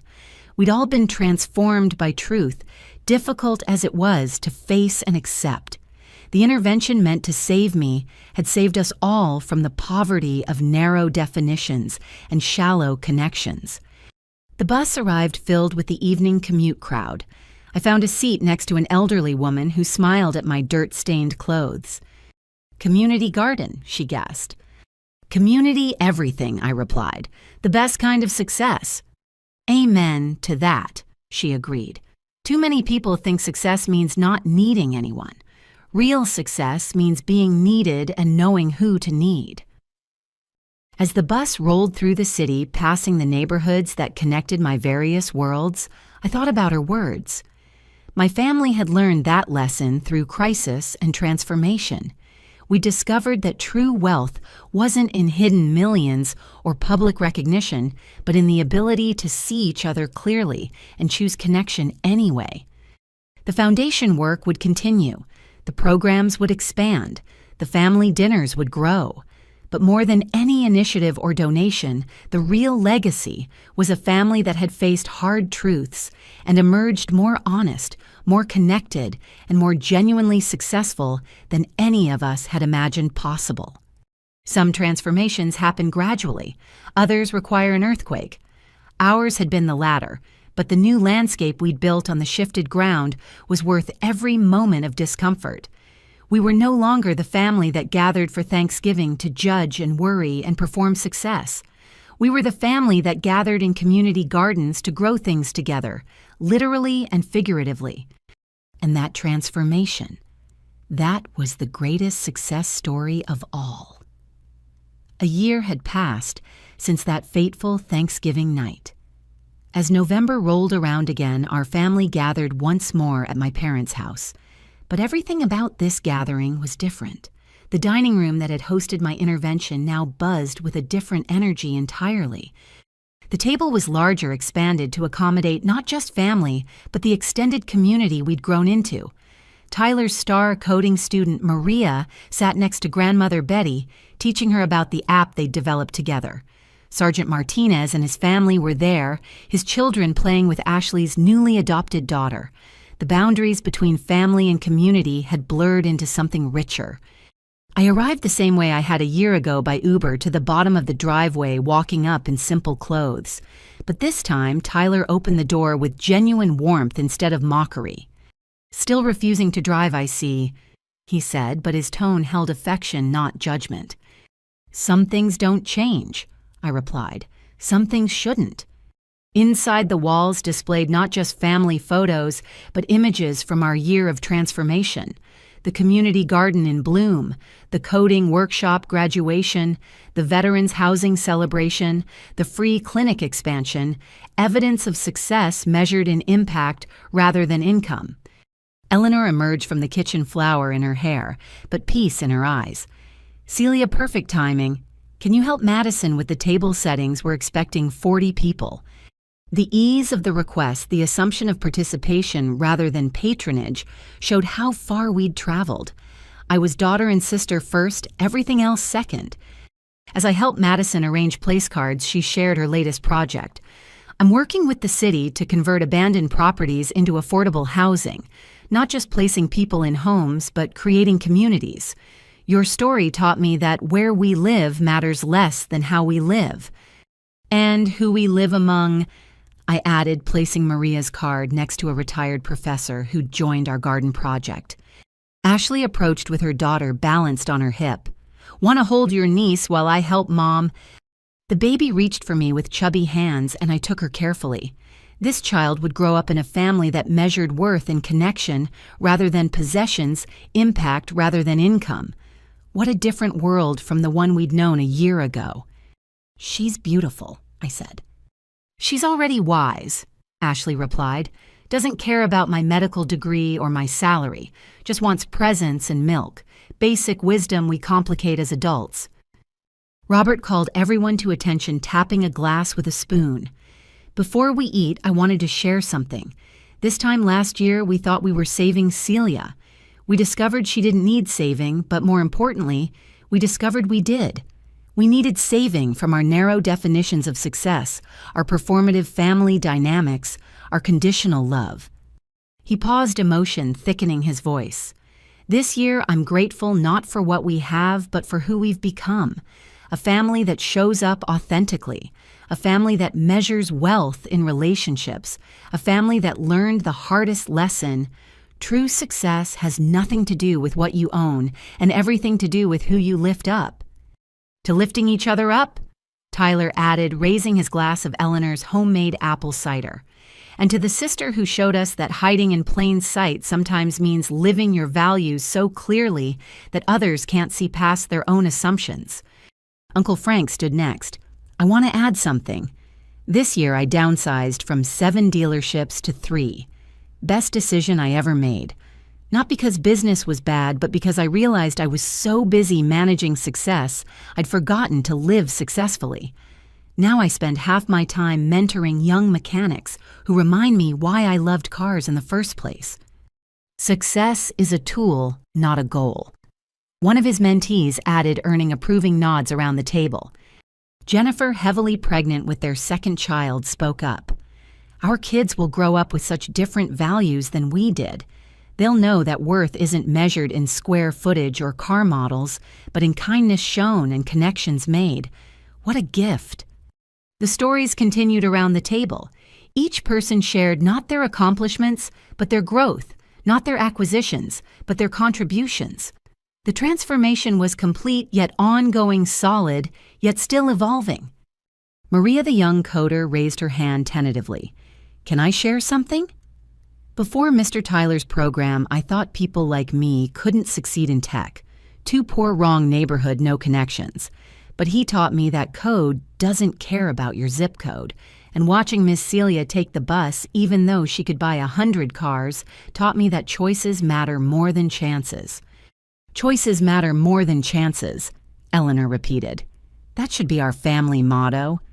Dorothy had been photographing the gathering, but now she set down her camera. You know what strikes me most about this year? We stopped performing family and started being family. The photos show it. No more posed perfection, just real people really connecting. As dinner was served, multiple conversations flowed.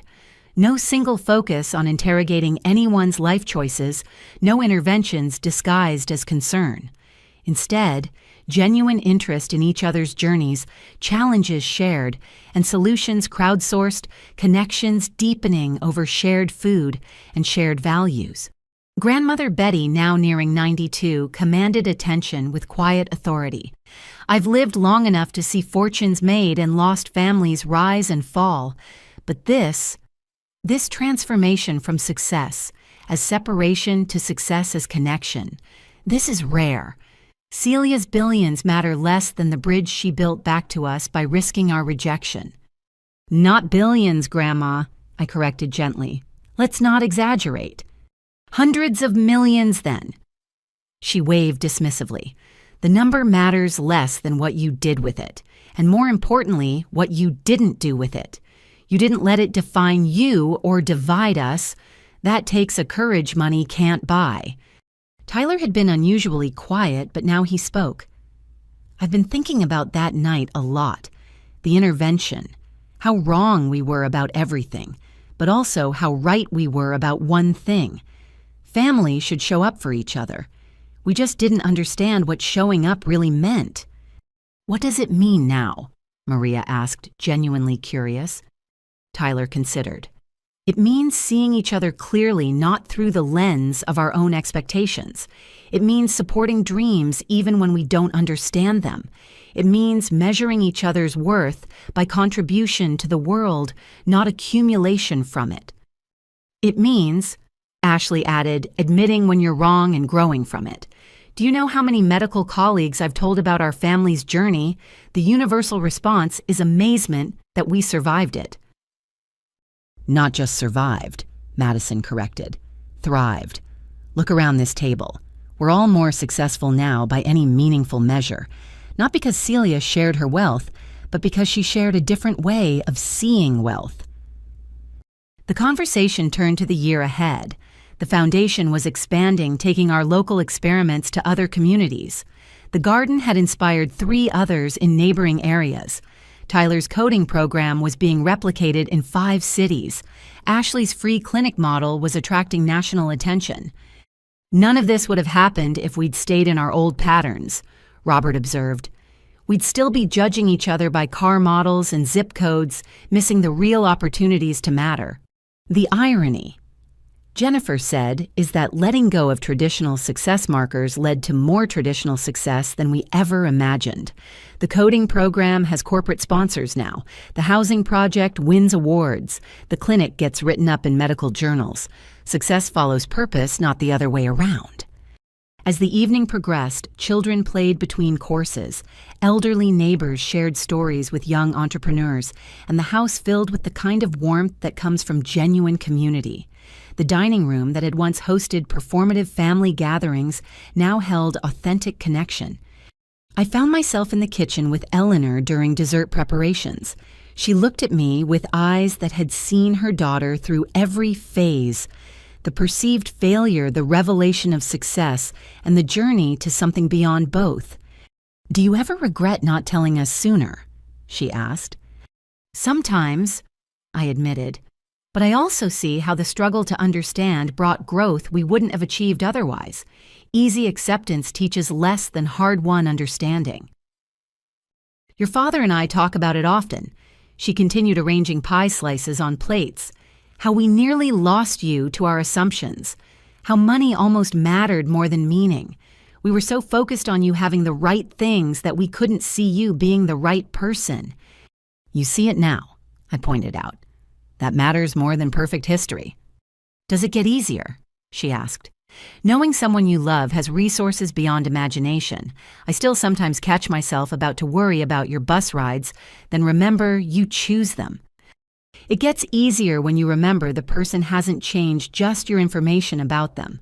I'm still the daughter who helps with dishes and argues about politics and forgets to call enough. Money didn't alter my essence."